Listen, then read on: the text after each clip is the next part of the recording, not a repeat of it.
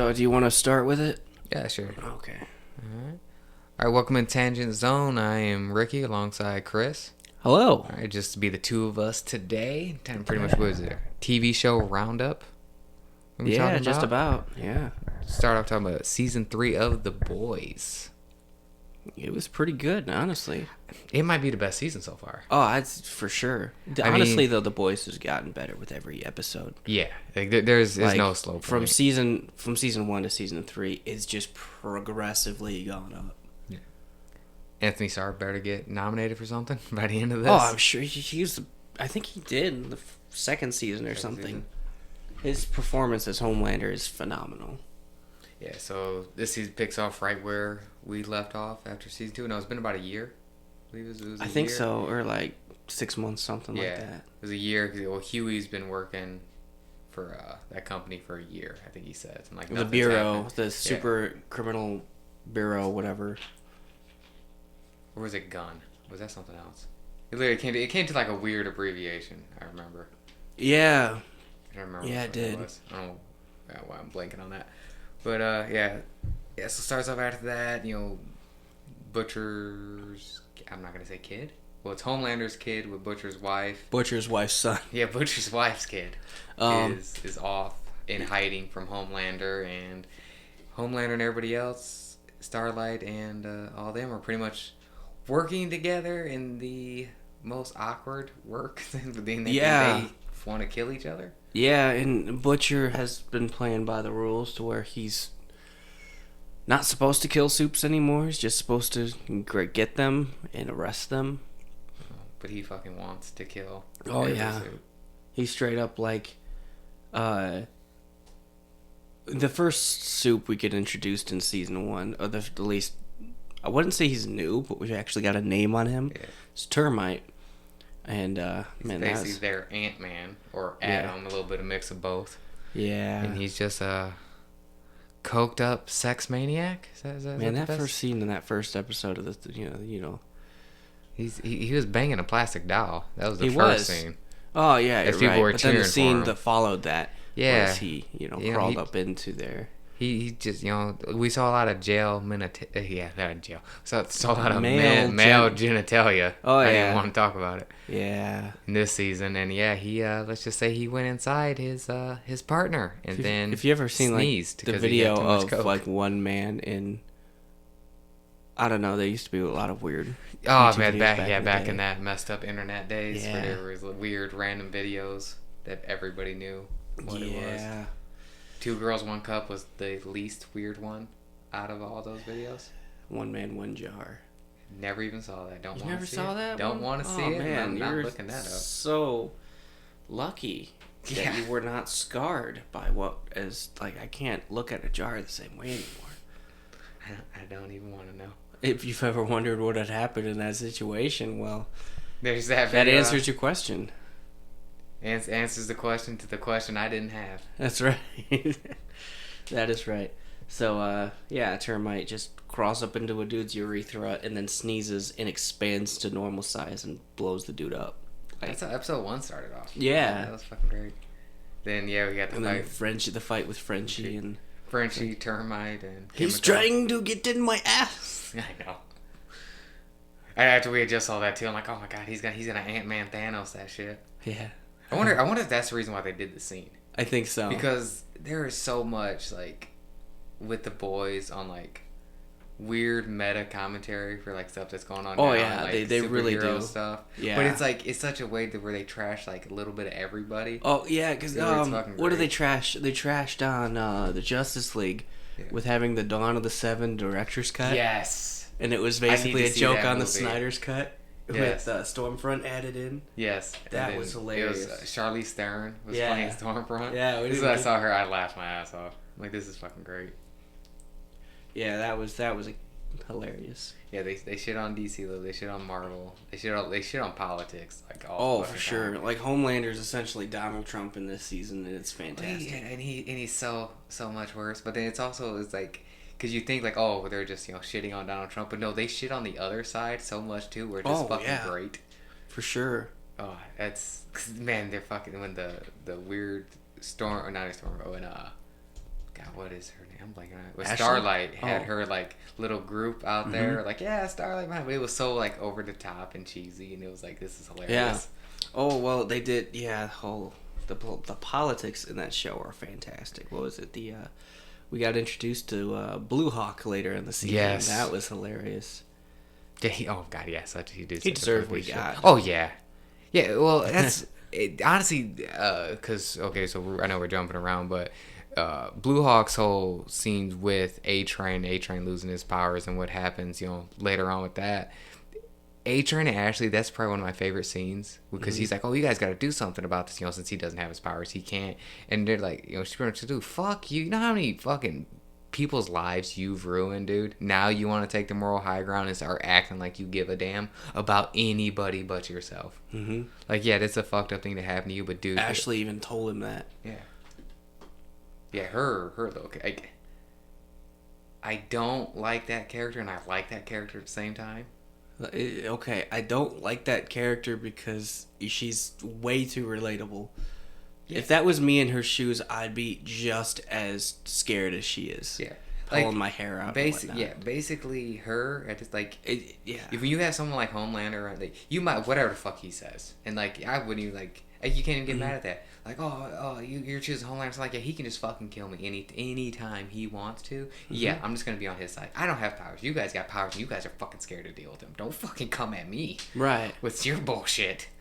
You're the one. She's just trying to work a 9 to 5. Yeah, I thought this was an honest company when I started working here. I didn't know that we would be cleaning up murders and have a fucking psychopath wearing an American flag, jerking off into it, whatever the fuck he does. Just fucking ready to kill people at any second. Mm-hmm. I wasn't planning that. Okay, it's just fucking Tuesday. I came to drink my coffee and kind of coast through the day.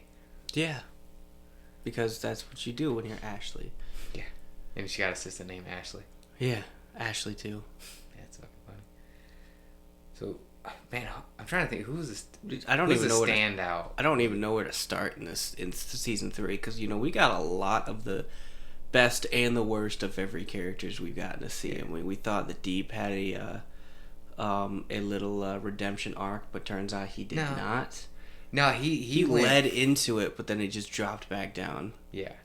I think whatever with that cult thing, it didn't really connect well with him, and he's gone so down the deep end. Yeah, off the deep end. Yeah, off there it is. Boom. For all right, sure. We'll go home now. His failed marriage, which I don't even know. I don't know what's going on with that chick.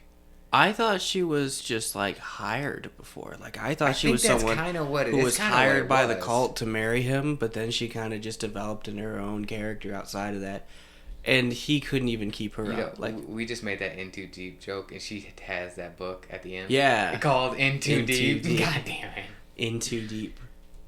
Yeah, well, she was basically just hired, like given to him as a wife. Yeah, and from the cult. Yeah, but then. And then she kind of just ran his career from there, so he'd say the right things, and then he just didn't even see that was happening. Yeah. As I say, I wonder what's all going on with her. I feel like there's still something more with her story. Oh, for sure. There's something else. So okay, so that's the Deep. I mean, other than him being more of a joke this season, and banging wildlife, I'll just say that. Poor Timothy. Yeah. A lot of scenes I didn't need to see were in this show. Oh, he ate Timothy, but like, what was the other name? The other squid had a name. Remember. The other octopus. He tried to talk his wife into a threesome with an octopus. Yeah. I felt like I've never had to say that in my life. I never would have had to say that in my life until this show. The octopus he met at Herogasm, but he did meet it at Herogasm. Herogasm. We haven't even talked about that now. Before that came out, I actually read all 6 issues of Herogasm and the comics. The show was a bit toned down for it, but I also think it was toned up a little bit too. Yeah. The orgy part was toned up. The rest of the episode was toned down. Yeah. I mean, that might be the best episode of the show. Oh, which is weird because of like the name of it with the Herogasm is just the hero superhero orgy deal or whatever. That's such a side thing in that episode, in all honesty. Like, they go there, but all the other plot lines have nothing to do with that. Right. Like, even everybody there has really nothing to do with being there. Like everything with Huey and Starlight and A-Train. A-Train, Huey and A-Train, Mother's Milk. It's like all the side plots Soldier led Boy. to Herogasm. Yeah, then you got Butcher and like Homeland. Everything there has really nothing to do with Herogasm at all. They just all happen to meet there. We didn't even touch upon Soldier Boy, played by Jensen Ackles, who he fucking killed this role. Yeah, he was phenomenal. Yeah. For sure. So Soldier Boy, for which you're listening to this, I assume you saw it. So yeah, he's the Captain America knockoff. Yeah. And he's such an old school piece of shit. It's fucking great. Oh yeah. I stormed the beach of Normandy. Did he really? Yeah. 2 weeks later, he took a photo. It was a photo shoot. Like everything he did was all bullshit. Yeah. The Legend. Yeah. The Stan Lee ripoff. Yes. That's who that was supposed to be. Because in the comics, the Legend. So. One thing from the comics to the show is Vought does not... So in the show, they release superhero movies, and they basically have the equivalent of the MCU, but for the 7. Mm-hmm. In the comics, they write comic books for other heroes. And the Legend was one of those main comic book writers to write about it, to write stories. Okay. And Vought sold off these comics as fact. As true stories on these characters. That's what they need to do for comics, huh? Just based on true events. That's what they should have did in the 40s, just to fuck with people. Based on true events. Captain America. Yeah. The Hulk, based on true events. Like, just some psychopath out there that gets angry and kills people? Yeah. Yeah. You haven't heard? Yeah. What, do you live under a rock? Come on, man. Yeah, it says right here. Based on true story. Weren't you there in New York? You don't remember that? Yeah. That's fucking great. So, Jensen Ackles, like, it almost makes me wish that, because for seeing how good an actor he was in here, is that, God, what was the show he was on? Supernatural. If it would have ended, like, 5 years before it did, so he could have got a little bit of other acting roles. Nothing, because I've only seen a little bit of Supernatural. I know you've seen the whole thing, and I enjoyed what I saw. And at least everybody says season 5 was really when it should have ended. It's just one of those shows that went on too long. Yeah, and for sure. I felt like that might have held him back a little bit. It's one of those shows because it's the same like you look at. He's a good actor. Yeah, you look at Walking Dead now, where so many those actors had to leave because at a certain point it started hindering what they were doing. Like, I'm still doing Walking Dead. It's only been 10 years. Yeah, for sure. But it's a shame too. Yeah. So they meet Soldier Boy. He was captured in Russia. Yeah. He wasn't captured in Russia, but he was in Russia. He just wasn't caught in Russia. He was captured, sent to Russia, and then did experiments on. They gave him a plasma chest beam that takes away powers. Mm-hmm. And that's basically the whole plot of the whole season. They wanted to use him to kill Homelander. Yeah. And being a Supernatural fan, it's hard to see Jensen away from Dean Winchester, for sure. He plays off his character, and you're like, oh, it's Dean, but then he just carries on the Soldier Boy acting. Like, oh, that's not Dean anymore. Oh, you tell me that's not Dean whacking it to those old ladies? Oh, for sure. Smells like sex and Bengay in here. What was the other scene? That line fucking killed me, because I was watching a show with my cousin. Like we were watching it like basically weekly as it's coming out. But when they showed that fucking scene, he and I for the rest of the entire day just kept quoting that line and was fucking laughing. Anytime I walked around, it smells like sex and Bengay in here. The other thing he said was Huey. He was high and he kept saying things, and Huey was like, "You might want to lay off the weed." And he's like, "Yeah, you want to gargle my ball sack." Yeah, he was getting stoned so fucking much, and he kept saying just such fucking out of touch shit. He brought up Cosby. Cosby, yeah. Made good drinks. America's father's like, there's so much wrong. He said something like, Bill Cosby was America's dad, and he wouldn't be caught dead wearing half the things that the men are wearing out there today. And Huey was like, there's a lot to unpack there. He goes, man, the man could make a strong drink, too. And he was like, oh, fuck. Yeah. Like, you've been gone for a while. Which, I mean, it's almost like... I was watching... how Captain America technically would act. Like, he's going to be so fucking out of touch. Which, I think, actually, if you think about that, MCU, I think, did that really well if he just went straight to doing military stuff. They did the wholesome yeah act of being out of touch. yeah. Where Well, I mean, I'll put it to the list, and he had a list of Star Wars and whatever. But no, he like stuck in with it because that's the only thing he really could understand. Yeah. Like Captain America's not getting a day job doing other shit. Like no, he's like, I'm just gonna stick. Those guys are bad guys. I'll go punch the bad guys. I'm just gonna do that. There's a lot of shit going on right now. I don't quite understand. I'm just gonna go punch the bad guys. I still have Rapture stuck in my head because as a celebrity, when he was doing all those music videos and whatnot, he did Rapture, originally sung by Blondie. And the whole rap thing he did, MM was watching on the phone. That's a whole YouTube video you can go and watch. Oh, nice. I'll check that out. And it's a whole TikTok trend too. A whole sound that everyone keeps using. There's another song he did, which was this logical point of view, which was pretty funny too. That was the song where the legend was watching, and Huey was like, "What are you watching?" He goes, "My past mistakes." That's fucking great. So yes, he's the main focal point of this entire. Well, him and Homelander, and then we get his past with Team Payback or just Payback. That was we get to see team. Black Noir behind the mask. Yes, and he's not a Homelander clone. Thank God. Yeah, I'm glad they did it that way. Yeah, because I know where some of that story goes. I still plan on reading the boys' comics, even though I'm kind of stepping away from comic books, so American comic books. Like now, I mean, I gave you most of my collection. Yeah. I want to check that out.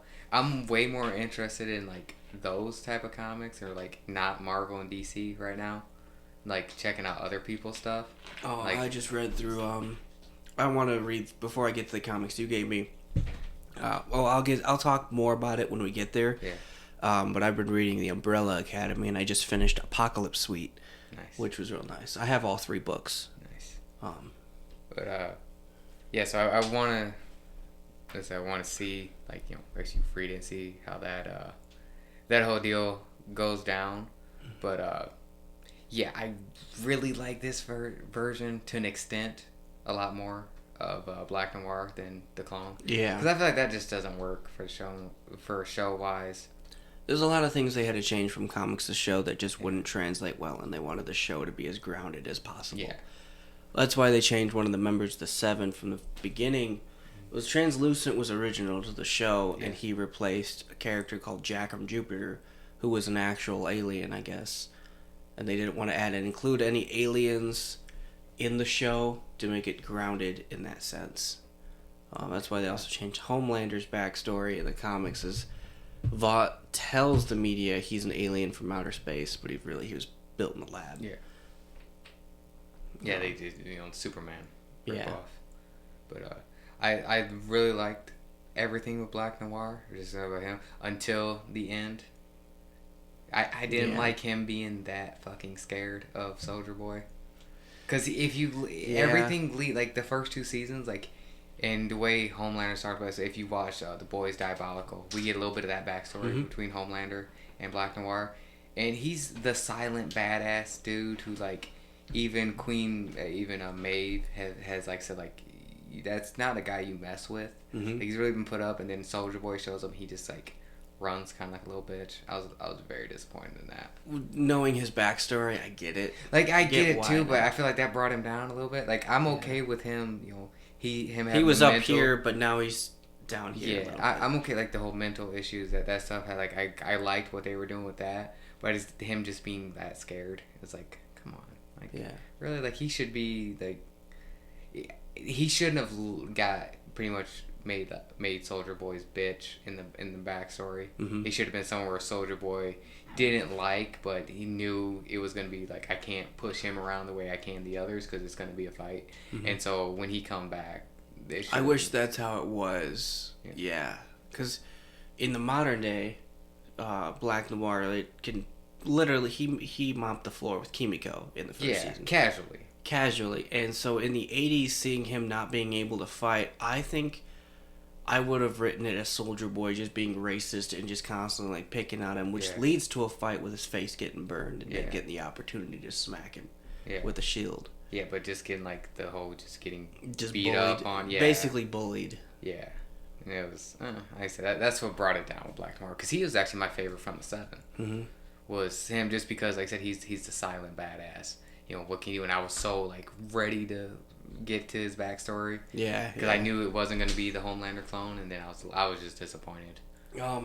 With the way this season ended with them killing Noir, I watched an online interview with Eric Kripke, and the way he explained it was... Wasn't that almost the exact same way that Noir kills Homelander in the comics? It's no, like that's punch the way... in the chest. He tries to, I guess. I was reading in it, and I think Homelander and Noir get into a fight. Homelander wins, and Butcher finishes him off. Gotcha. Okay. But, where was I? The flashback when he took off the mask. Mm-hmm. That's not the same actor that was always playing Noir that we see, usually. That's disappointing. What they plan on doing, and that was on purpose. Season 4 has been confirmed the Black Noir will return, but in costume. The idea is that they recasted Black Noir for the 80, that Nicaragua flashback, and then killed that guy off. When he returns and unmasks, it'll be the guy who's always been playing him that we've been watching. Okay. At least for in season 4, if he unmasks, it'll be the guy we've been watching. So I wonder if they're going to do the clone thing, but Black Noir is just a clone of himself type deal. Whereas like they have more than one. I don't Black see them Noir doing a sitting clone. there. I see them taking a random soup with similar powers and saying, the media can't know Homelander killed Noir, you need to be a replacement. Because Vaughn owns superheroes. They can make them do whatever they want. I think it's just going to be like, and being that hey, nobody knows. You're no longer who you are. You're going to be in the suit now. Okay, yeah, so they're going to be doing the because since no one knows who's under the mask. Just hire a different hero to beat Noir, and I think you can play it off that way. I don't think that's too bad of an idea, but at least that's some kind of manipulation thing I can see Homelander doing as a boss. Yeah. Because I hope that person would have some type of connection to Black Noir. Something. I don't know. I think that would be... just to bring it full circle. It'll be hard to replace. But. Well, actually, okay, so at least from what I know a little bit about the comic, at least from what I heard of what next season's probably going to be about, what you said actually does make sense because, I mean, it's not... It's spoilers, but not spoilers for anything because we don't know. I mean, the show is so different. Yeah, than the comic. It's a theory. Homelander starts like recruiting his group of heroes, and that could be someone he recruits to play Black Noir, and still because other than the Deep and A-Train, no one knows he's dead. So just that presence of Black Noir being there adds something. Yeah, because now we have a whole lot more team to recruit now. Because all you have from the 7 is Homelander, the Deep, and A-Train. Yeah. So you have to recruit a whole team now to be the 7 again. Get a replacement for Black Noir, and then you got to add a couple more people. And I've noticed on top of Homelander, each season since 2 and 3, I'm noticing a pattern has had some sort of big bad soup.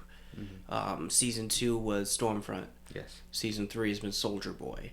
So I'm curious on who the next big bag hero that we'll see next season. Honestly, it could be one of the new members of the 7. Probably not someone who's going to rival Homelander, but somebody who might just have some kind of interesting... Because I don't know many of the heroes or villains from the comics. I'm trying to think who they could rip off, basically, from a Marvel DC.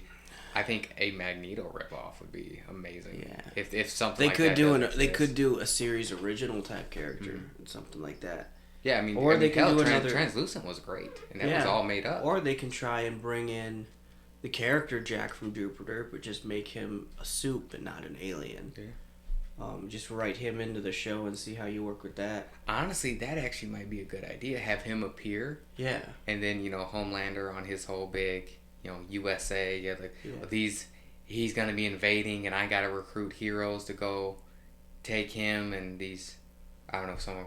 we have Martians. If you're from Mars or Martians, I don't know what Jupiter would be. But I'm saying use something like that, but then the Jupiter character that you said ends up teaming up with the Starlight, and that's where the fuel for guests. I don't see them adding aliens into the show just because it's the whole theme is that everyone is human. Yeah. But if they do a Jack from Jupiter, I can see a hero with the fake story. The media believes that he's an alien, and he just says, "I'm Jack from Jupiter." Has the but he's got the powers that he does in the comics. Yeah. Essentially, he's a Martian Manhunter ripoff. Yeah, I've seen a little bit of what he looks like, just from Diabolical. Yeah. Because he shows up and he's in one episode just standing there when that dude's all on drugs and he flies through that guy. I haven't seen Diabolical. Oh, you haven't seen that? No. Is that canon to the boys' story, or is that just one episode is canon? Everything else are their own thing. Okay. One episode's canon. You get the backstory between Black Noir and Homelander. Mm-hmm. It's basically Homelander's first mission.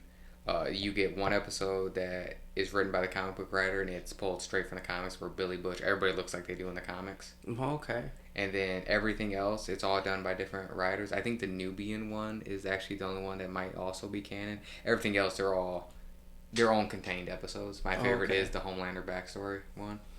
But yeah, everything else is they're all their own contained, probably not even part of the same universe. Okay. But it's almost like a multiverse type deal. You would say like that to where it's like, these aren't part of our boys' universe, but this is something that could have happened. Yeah. Somewhere down the line. Okay. Yeah, my favorite is actually, like I said, the Homelander backstory, and then the Nubian one is really good. The one from the comics is really good. The first episode is basically a Looney Tunes ripoff. It's basically a silent fucking wacky adventure. Oh, jeez. Yeah, like Looney Tunes style. So I definitely, if you're a fan of the boys, would recommend checking it out. Okay. I'll check that out. I think we'll continue with just what's going on with the Seven, and we'll get to the boys, and get their arc on. Queen Maeve was kind of almost nothing this season until the end, because she gets captured and put away. She was nowhere. Very early on, which I was very disappointed in. She's one of those characters that has kind of disappointed me, just because she's got so much potential and she can do a lot more. Well, like season 1, she's just kind of hanging out. She already gets what's going on. She's not trying to stop it, and then she has her alcohol issues, and then this season getting captured, that kind of really sucked for me, because I just want to see so much more with that character. The power levels in the boys confuses me a lot. Queen Maeve is really nerfed because she can fly and shit. She's basically Wonder Woman. Yeah. She's just super strong here. It's weird because she trained. So she trained in order to where she could be on par with Homelander. Mm-hmm. And by the end of the season, it shows she's up to his strength because she trained so hard. Mm-hmm. For Black Noir to just pick her up and take her somewhere, how did she not break away from that?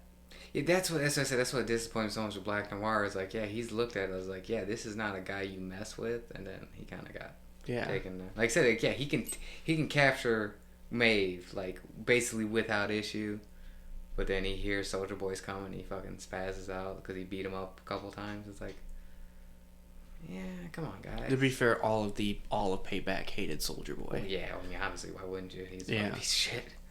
It's like, I mean, Noir, because I think his not legend, but the way he's been built in the show was like he's so much fucking stronger than some other people. I saw an interview with Jensen Ackles talking about how he had to bring Soldier Boy to life, and he was like, the character of Soldier Boy in this season is like unpolished from the other superheroes. He is like the definition of what you know as toxic masculinity. Yeah, and that's what he's supposed to be. Yeah, he's such a fucking He's very different from his comics and thing. And even in Herogasm in the comics, Homelander is bisexual, and Homelander and Soldier Boy actually sleep with each other during the events of Herogasm. That did not happen in the comics. We'll get to why later in a minute. And they actually threw a twist on there between Homelander and Soldier Boy. Turns out I like they used Soldier Boy's DNA to create Homelander, which actually is a comic thing, except in the comics it's Stormfront who Homelander is made from. Yeah, which actually, that's actually what's been going around the internet. At least some theories. Like Stormfront's not his mom, because in the comics Stormfront's his dad. Yeah. Some people are illegitimately. So in this, Soldier Boy was his dad. Some people have been speculating that actually Stormfront might actually be his mom. Because in Hero Gasm, because that's the only female that flies. Soldier Boy was like, around. You notice he said when they were in Hero Gasm, he said, "Hey, you know what? I founded Hero Gasm in the 50s with a chick named Liberty." Yeah. And that's Stormfront. Yeah. Which means, yeah. I don't want to say that that's his mom. Because, we know how their relationship went. Yeah.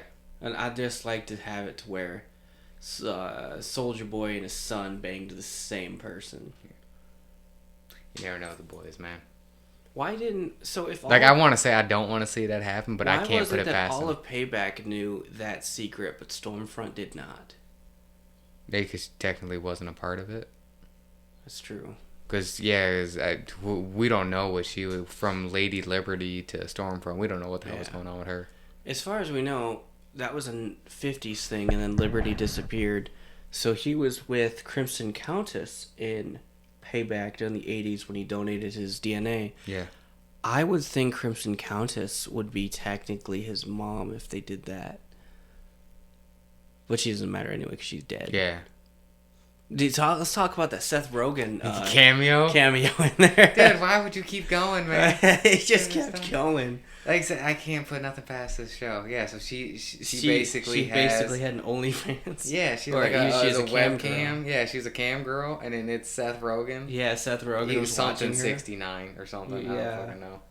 It's fucking great. Yeah, she's fucking like about to do something. All of a sudden, fucking you see a beam come shooting in, and it's fucking the boys come running in and grab her. They come in to grab her, and Seth Rogen is just he's whacking just so going. He's like, "What's going on? I'm almost done here." And the camera goes out. What happened? You fucking loser! How much fucking money did he fucking spend? No, it was $19 a minute. Good lord! Well, if you look on the thing on the little cam thing, it said charging $19.20 per minute. Fuck! How'd they come up with $19.20? I don't know. It's $19.99 is a little bit too much for some $19.20 per minute was how much Crimson Countess cost to watch. Good lord. Well, I guess, real life superhero, I guess that might be a deal. I don't fucking know. Yeah, no fucking way. Okay, if you had the opportunity, if you had the money and the opportunity, if Elizabeth Olsen was really Wanda Maximoff and she was charging $19.20. That's $100 I'm losing. I got 5 minutes. We'll make this work.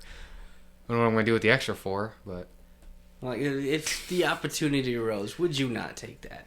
Yeah, like I said, as I said, I don't know that she might be undercharging, but maybe because she's older, it's from the 80s. Yeah, because she's like, "You look so young," and he's like, "You don't." Yeah. Oh man, he fucking shit on her. Actually, played by a really good actress from Walking Lauren Dead. Holding. Yeah. She was Andrea. She's gonna be at Comic-Con. She will be at Comic-Con. Yes. I thought that was a nice little. Because I was like, man, I saw her talk. I'm like, man, why do I know her from? Mm-hmm. And then it took me a second. Then I got who it was. Yeah.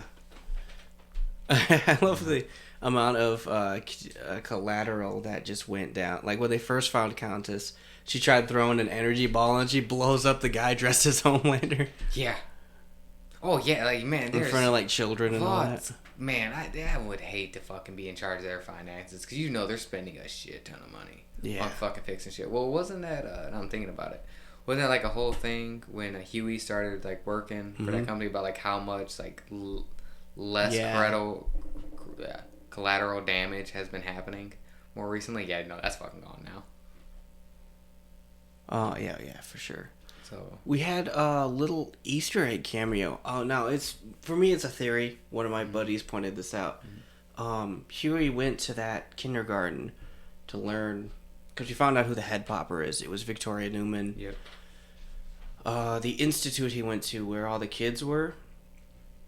The one kid who could teleport, who was just like phasing out and pointing to the TV, and he was like, "Teddy, no using powers in the classroom."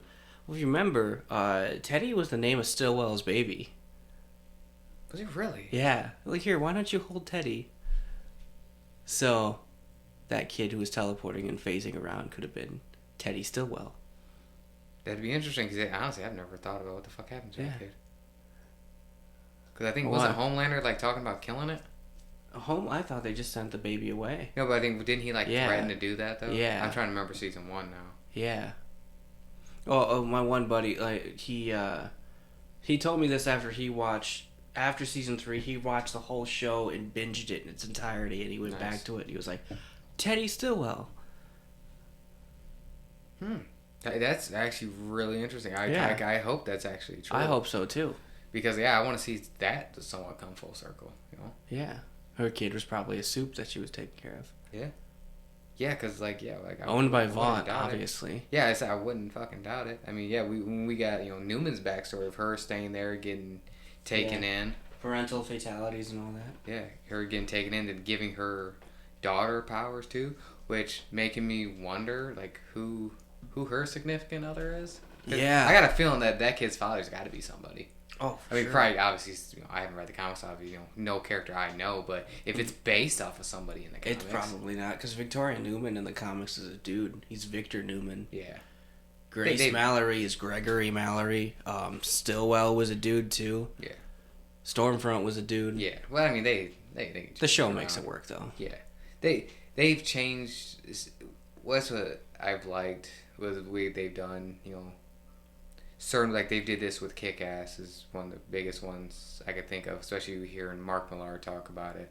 Is not everything in the comics does go well, and they actually would rather you change stuff that works well for a show or a movie, as long as it works well, but don't just change it just to change it. But they've added, I mean, some of these characters that, at least from what I've heard from people that are fans of the comics, they've added way more character to some people that are basically nothing in the comics. Like, oh yeah, these kind of people are there, but we've added so much on to where they're so much. I mean, Black Noir just itself is, I mean, Homelander clone is just, that does nothing for me. The writer of the comics, Garth Ennis, has even come out and said the show is way better than his writing. Yeah.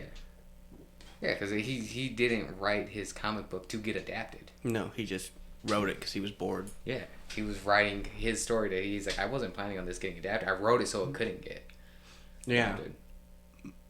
Now we live in a day and age where it can be adapted, so yeah, it works out too. I like what they did with it. Yeah, I think they said last up would just be the boys herself. I mean, Billy Butcher and Huey getting some of that, little bit of that temporary V and getting powers. Yeah, temp V. And immediately exploiting it, like right off the rip. Right, yeah. Because Butcher has laser vision and Homelander strength. Yep. Well, I think all soups have some sort of strength and the Deep does not.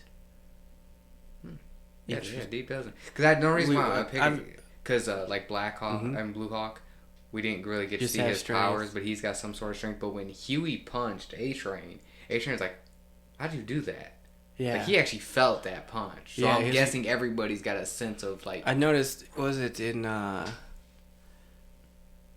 So I tried to go through the first season again, and I watched the first 2 episodes. Translucent does not have super strength unless he's in his translucent form. So when he does clear it, then he has super strength, but when he's back to normal, he's just a guy. Yeah. And the Deep... They even pointed out that he doesn't have any special strength. He's just the fish guy. Yeah. Which is unfortunate. Yeah. He's more of a fish guy than he is in the comics, at least when I heard about that. Yeah. He's not even nothing at all. They just kind of put him in that costume. Yeah. They're like, yeah, you're the fish guy. But my powers have nothing to do with that. You're the fish guy. Basically. So they get power. We get a little bit of, Kimiko actually loses her powers for a big chunk of the season. We get, more with her and Frenchie, which I thought was done just great. Kimiko's my favorite character in the show. And the silent girl that's just a badass that doesn't really talk or anything. Like, see, that actress can really pull out acting with just facial features that just fucking... And it's really good. Yeah, because we're like, what she's feeling just by her face. She isn't even saying anything. You just know, what's going on with her. She plays it off very well. Yeah. We get more with MM's backstory. We get a little bit more the details about the details. The reason all of his OCD is more PTSD strained because he watched Soldier Boy kill his family as collateral. Yeah, I think it was.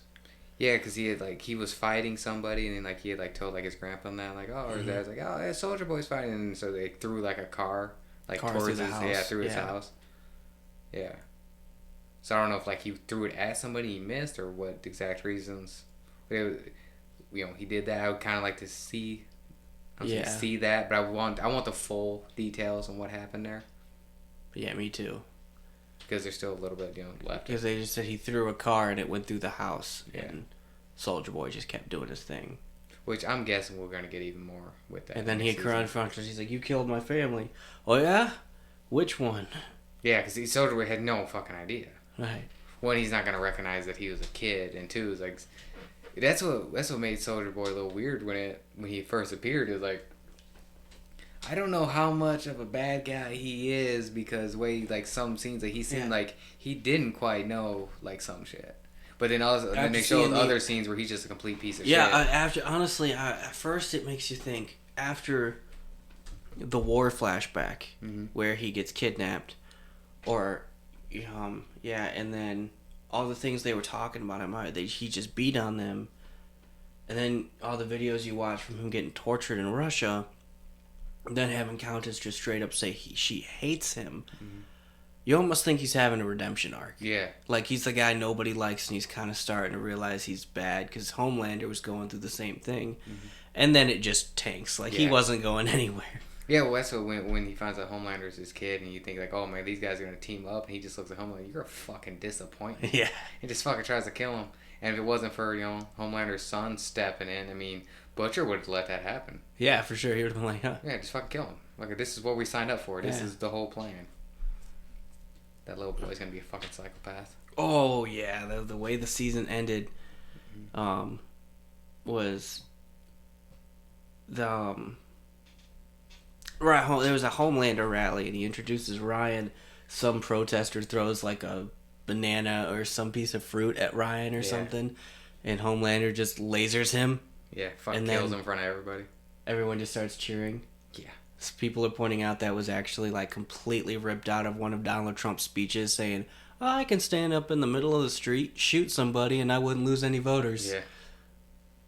And Homelander did just that, and that kid smiled just a little bit, and now you're like... Psychopath. I have a theory. In the comics, it's implied that Soldier Boy's title is a legacy title passed on through the generations, because they don't have immortal soups in the comics like they do in the show. I think Ryan is going to pick up the next Soldier Boy mantle, because it makes sense, because Homelander's all about family, or at least he says he's all about family. He's probably going to be like, oh, so Soldier Boy was my dad, and my son can carry on the name since Soldier Boy's not around anymore. Yeah, and being that the public doesn't know any bad thing about Soldier Boy. Yeah, he could just tell the public, where he came from, and then just throw it out like that. What's that like with, at least a lot more, superhero give him a shield stuff and everything. Has pointed out is how much the public actually knows about some shit. Because we, as viewers, we see it, but does the public know that Soldier Boy is a complete piece of shit? We saw it, MM's daughter's stepdad was a complete Homelander kiss ass. Yeah. And he was going off of what the media had told him about what everything is, and they don't know anything. No, they don't. And he was saying, you don't, and that's something I didn't want to defend him for, the one scene where him and MM were kind of arguing about it. It was he doesn't know the information that MM knows. And I think that's just their Superman. That's just Homelander. MM kind of figured that out, which is why, he was going to, level with the dude and be like, all right, whatever, I don't care what you like and what you go to, just don't bring my daughter into it, because you're not her father. And he's like, well, somebody has to be. And I was fucking hit him, fucking hit him. Just do it. He was trying to be nice to you, and you throw that at him? You don't, come on, man. Yeah, just fucking hit him in his face, and he did. That fucking dude sued. He did. He at least attempted to. Look at that fucking guy. He's definitely fucking touch me and I sue. He lost his wife in that moment. Oh, yeah. For sure. Oh, he's getting fucking because he was like, he took her to a Homelander rally. You did what? I was like, oh, that's a divorce right there. Yeah. And then he punched him in the face. I bet she didn't want to speak to him ever again. Yeah. MM was completely in the right. Oh, fuck yeah. I said, but that dude screams, touch me and I'll sue. Yeah. That's when you just punch him in the face, go ahead and sue. I ain't got shit anyways. Right. What are you going to sue me for? I don't make an income. I work with terrorists to fight soups. Yeah. You technically don't get paid. Not even entirely sure how they eat. I don't know where their money comes from. Butcher just kind of goes to, I think Frenchie goes to like a convenience store and just drops off a bag of food. Yeah. That's how they do it in Supernatural. Well, actually, they explained in Supernatural was they was stealing credit cards left, right, and sideways. Nice. So yeah, this season, I mean, the boys lost this season. In all honesty, I mean, Yeah. Maeve by the end of the season has no powers and is blind in one eye. Noir, which probably could have been something, he's dead, which I guess he wasn't allied to them. Supersonic's dead. Supersonic, I forgot about him. I know, he was fucking singing. And Starlight is out completely. She's out of the loop of everything now. She has no inside there. Yeah, which was kind of cool because she was the inside. Now she's not. Yeah. Huey and Butcher had powers and then found out that it was killing them, so they no longer are taking Temp V. Which I got a feeling that's going to pop up somewhere later on. Part of me wishes that wasn't the case because in the comics they take Temp V left, right, and sideways. Yeah. I think this is going to be the nerf for it until it's needed, and then probably be like a Butcher's death by the end of the show. Or something MM takes. Yeah. In the comics, MM's a soup. And the reason he's called Mother's Milk is because his mother worked in the factory in the chemical factory that made Compound V with all of the, while she was pregnant with him, with all the fumes she inhaled, made her kid a soup, and she'd breastfeed him, and he'd get strong, and then when she was breaking away from the breastfeeding, he withered up and got skinny again, so they breastfed him to restore him, and that's basically why he has to drink breast milk to keep his strength up. God, that sucks. Yeah. God, yeah. But they just say it's just a nickname. So it's just, Mother's Milk. Yeah, because his initials are MM. Yeah. In the show, though, wasn't his name actually just straight up Mother's Milk, but they call him Marvin? I think it's Marv. It's where it like comes where it almost sounds like Mother's Milk. Yeah. So it's like one of those to where just kind of people stuck. Because like, he's Marvin Milk. Yeah. Your name kind of sounds like this, so we're just gonna call you this. Yeah, if I remember, he actually told her, like, my name is actually Mother's Milk. Yeah. But. Yeah, my mother. Yeah, I think it's because I think with the Marvin milk, Marvin Milk, Mother's Milk. I think it's just a nickname. I think that's what they're going with. Yeah, or Marvin's the nickname. Yeah. I think, I think, I'm sorry, they said, Supersonic died. They said she's out of the 7. They said they had powers, they don't anymore. Billy lost a kid. So, kids with Homelander. I mean, Ryan's gonna learn how to kill, and I feel like he's gonna the one girl, the head popper, she's fucking in charge of shit now, gonna be running for vice president. You know how that's gonna fucking go. Yeah, Dakota Bob's head's gonna pop during a speech, and then she's gonna be the VP. She's gonna be the new president. Yeah, so like I said, they lost. This is none of them died, but they are in a way worse situation right now. Yeah, the problem was the situation would not have gotten that bad. Butcher didn't do anything. If Butcher did not bring Soldier Boy into the play. Yeah. Literally, Butcher's the reason things got way worse than it did. Well, I mean, I get it from his point of view. This is what got him when Starlight was completely against it. It's like, you guys want to kill Homelander. You know you have to kill Homelander. This is your shot. You may not agree, you may not like it, but this is the only shot you got. There is no plan B right now. Yeah. This is plan A, and there is no, if this doesn't work, you guys don't have anything else. Because she wanted to try to build up a team of soups to take on Homelander and his guys, and Supersonic got killed, A-Train fucking told on him, Queen Maeve is gone. You don't have anything else unless they start pulling out some more heroes. All I got is Butcher and the boys with Starlight and Kimiko. I mean, those two alone could do something. Starlight can fly now. Yeah. So, I mean, it's strong. her, Kimiko, and they said the boys get their power, but even I don't think that's going to be strong enough. You're going to need an A-Train. Maybe A-Train, honestly, with the new heart. He got Blue Hawk's heart. Yeah, god damn it. I mean, that's almost a fucking middle finger, though. Yeah. Which I would almost been okay with him dying, because he had such a fucking redemption right there. Because he understood shit. He was genuinely, he was trying. About being sorry. Yeah. He started realizing he fucked up so many people's lives. Yeah. I think that gives us any final thoughts before we get to score. Yeah. What do you think the scoring would be for that? I mean, I gotta go Cap holding Mjolnir. Like I don't want to, but I'm like this is probably the best season. Like it's not gotten bad. Right. Like my only gripe is just Black Noir. That's it. Mm-hmm. Like I liked everything but him being scared of Soldier Boy. But everything how he even died and it being Homelander and Homelander not wanting to do it and Homelander even after he dead said he was worth more than all of you motherfuckers. Yeah. It's like he shouldn't have been scared. Was. Yeah. Cause again he's one of those guys that it was played through the entire show like he will back Homelander and he's the dark assassin that's just gonna come in there and kill you and just be okay with it and just leave. You can't stop him. Yeah. And then he kind of I liked they said like where a show where he was mentally unstable where like there's more going on with him but I just didn't like him being scared. Yeah, I'd give it a Cap holding Mjolnir too. I enjoyed it. It's one of the best shows I've seen this year. I hate to say it as much as I hate it. It's the whole season peaked at Herogasm. Yeah, it did. Because the season finale was not as good as Herogasm, but no, the fight scene. It's honestly okay that way. You know, the 3-on-1 fight scene was. Yeah, I mean, like I said, that might be the best episode of the entire show, and that might even till next season. I don't know if anything's beating that. Yeah, so they what they did is they put my expectations up here, and I kind of. Yeah, I mean, if that's the peak of The Boys, that's a good peak. Yeah, that's a good peak.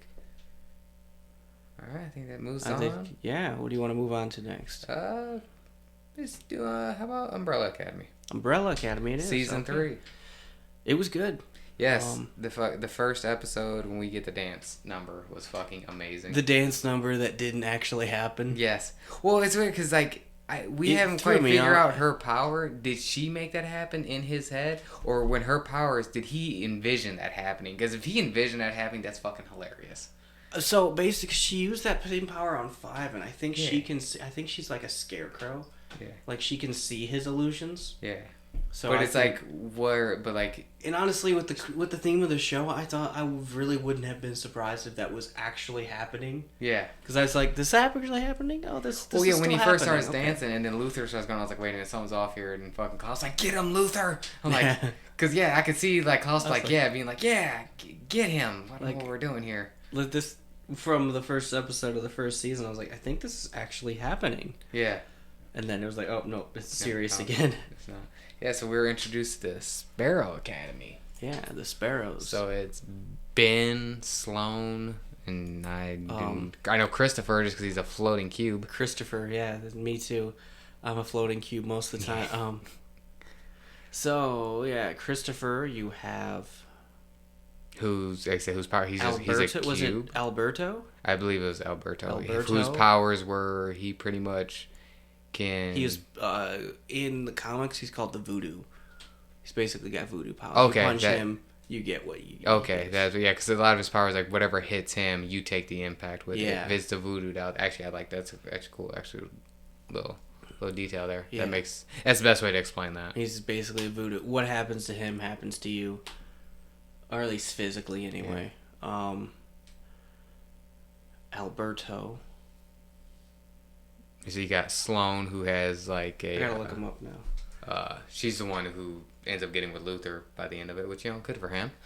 Good for him, yeah. She can fly and levitate. She's got like more levitation powers. She's got telekinesis powers. Is it telekinesis? Because I know she can fly and she can make other people... Okay, so they had Marcus, Faye, Alfonso. I knew that was wrong. Alfonso, Jamie, and Christopher.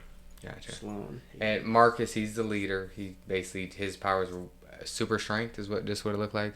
Kind of like Luther. Wow. He's basically the Luther parallel. Yeah, he's just super strong. Yeah. Then you have Ben, who his powers. He's still the horror. In the comics, they have nicknames, and Ben's called the Horror. He is just the tentacles. Yeah, I need to know exactly what that power is, because like he can make stuff appear from like his body, like the tentacle monster. But is it a monster, or is that him? Is he connected to something else? They can cut a tentacle and he's weakened, but then he'll just bring back more tentacles. Yeah, so I always assumed he could summon some type of creature. It physically hurts him, but it doesn't, like, it just regenerates back. So it's just an odd power still. Yeah. Well, I mean, we got actually more later on with other people's powers got expanded on, so I'm curious where they do with him. And you got 3, which I don't remember her name. She had those crows. Oh, that's I don't even know how to. Faye. I don't even know how to explain that. That was a cool power. She had blind. no eyes, and the crows that she summoned were her eyes. Yeah, they could see for her, but then they also could like do stuff and affect different things. So yeah, I didn't know how to explain that. Then who was 4? 4 was Alfonso. He was Alfonso, we talked about him. And then Sloane the telekinesis. Jamie had the spit hallucination stuff. Yeah, which I would like to have seen more with that, because I want to see like what the whole extent of her powers could be. I mean, making people, basically the Scarecrow, making people like see stuff. That's interesting if she could do it in ways that were more than just spit, or how many people she could do it to at the same time. Would have been cool. And then Christopher, which I don't know. I'm putting my hands up. I don't know. I liked Christopher though. He's a fucking cute. Apparently he talked a lot of shit. He's like, "Yep, that's right, Christopher." He's like, everybody sounded like, what the fuck is going on? Sound like a Charlie Brown adult. Could you? Because we actually see at the beginning. Yeah, how all the women are giving birth to and I kind of want to see who the scene. Fuck is the woman that gave birth to the cube?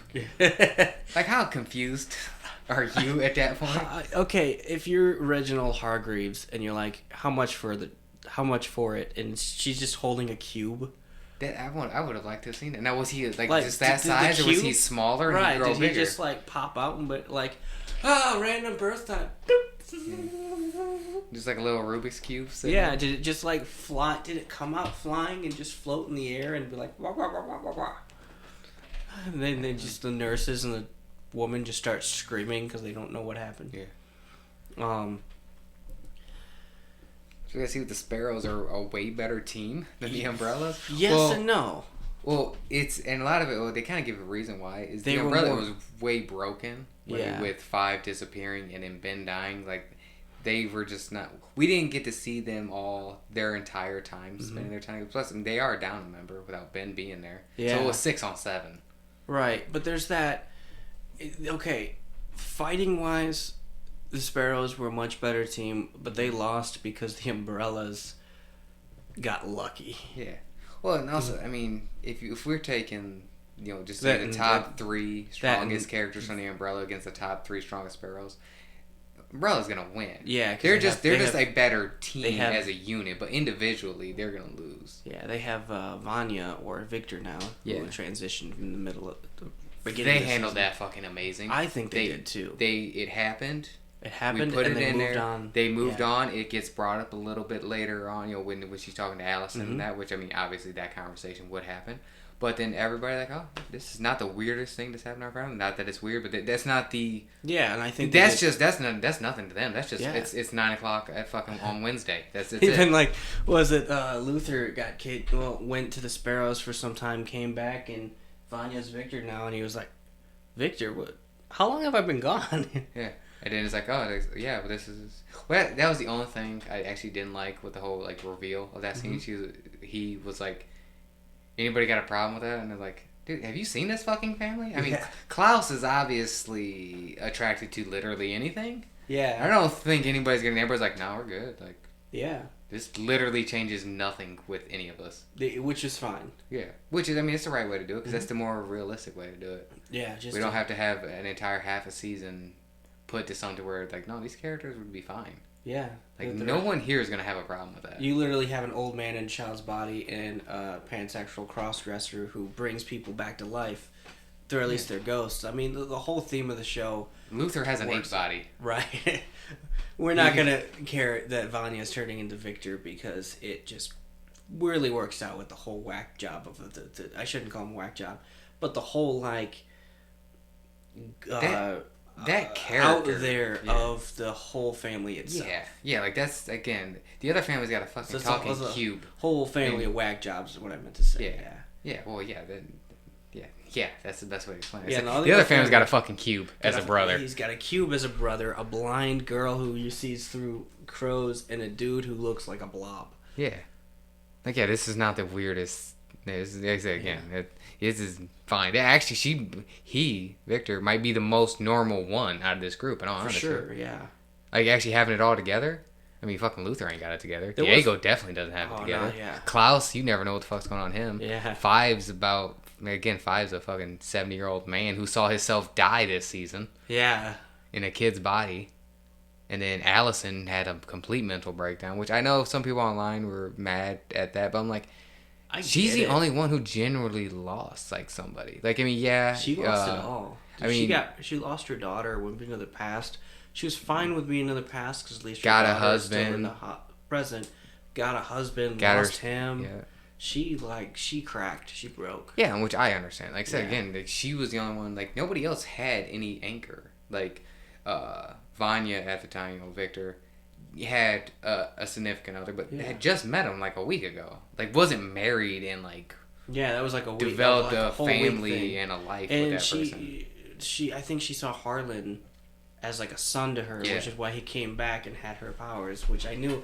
It took me way too long to figure that out. We figured it out real quick. So I was watching it with Will, and you see this guy puts on bees and listens, and we're like, why is he listening to bees? And then Will goes, stimulation. That's the kid from the 60s. And I was like, oh, that makes sense. Yeah, it took me, and basically until the reveal, like, I was like, who the fuck is this guy? He's like, stimulation, only autistic people do that. Wait, I bet that's the kid from the 60s because he was autistic. Mm-hmm. And it was like, oh, okay, that makes sense. Which, I knew with the tapes and then how he had, like, the sandwiches. So I'm like, okay, there's something more going on with him. And then, that big reveal. I felt so fucking bad for that guy. I did, Talk about just getting put in a fuck situation. I mean, we get the reveal that he, in this timeline, killed their mothers on complete accident. Because he was mad that his mother died. Yeah, and then he felt the presence, and he tried to reach out for her and ended up killing all of them. Yeah. Which I didn't even think that was going to happen. I thought they would just do, he didn't go and get those kids because he saw what fuck-ups they were going to be. That's what I thought, too. So, I was expecting us to run into him. And we find out Klaus's mom was Amish. Yeah. The whole Amish fucking scene. You have ruined the Amish for me. So Grady's getting fucking chased. Start the car! Start the car. How does his aunt, biological aunt, because that was her rape, she had a book of all 7 women getting murdered. Mm-hmm. How did an Amish woman have that kind of knowledge? They do. I think they can still technically get like the paper and that, and like there is some weird contact. Like there's some Amish that have no contact at all, and there's others that do. Like where we live here in Ohio, it's not too far from here. We can go to an Amish part of Ohio and go like buy stuff from them. I've actually bought stuff from Amish people. Been in their houses. Is weird. That's weird. Actually, it's not too far from here either. Like an hour drive, not even. Actually, like 40 minutes. I have to check out the Amish town. Yeah, I don't know. It's a section like they would sell like handmade wooden like furniture and shit and all type different pies and shit. I bet their food's good. Yeah, it was. But yeah, so like there is contact. Yeah. Like around, they just do their thing, but they're not like you. I mean, it's more than likely you're not gonna walk up to an honest person like show them your phone and they're gonna like freak out. They're like they know what that is. I think actually, isn't it once you hit, you're 18, you're allowed to leave and then come back and basically decide if you want to stay or not. Yeah. It's like something like that. Yeah. So, I was a little confused with that too, or like how well that would have been in the papers, but if these 7 women just kind of blew up and died, or however that went down, that's going to be talked about. 6, because Ben... 6, yes. And being that it happened to her sister, and she probably would hear about like, what happened to her happened to some other lady, so that might give her to start looking into it. Yeah. To look into it.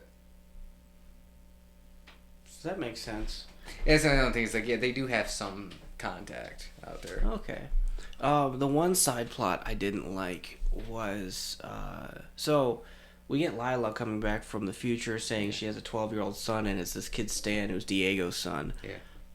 I liked it just being his kid. Yeah. But when the side plot revealed that he was just some random kid she picked up on the Berlin Wall, I didn't like that. I didn't either. Like, I thought that was... Because it literally showed that this kid has powers. Or at least could have powers. Because he throws the knife. He threw the knife in the store against the sparrows, and then he blocked the spit with a frying pan. I was like, this kid's got powers. Okay. No, he's just some random kid.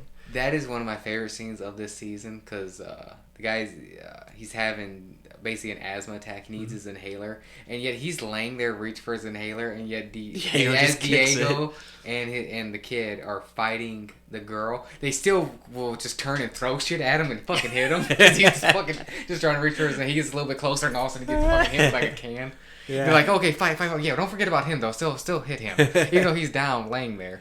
I think even Diego kicked the inhaler away. Yeah. Could you imagine, like, you got into a fight and you got like, just dropped and you're, like, laying there, like, broken ribs, and the person that did that to you is fighting, like, your brother, but then he, like, backs up from Will and then all of a sudden kicks you again while you're down. Like, dude, I'm fucking already down. Like, dude, man down. No, stay down. Yeah. Like, you guys keep fighting. I'm out of this. I'm in the corner. Okay? I'm crying over here. Yeah.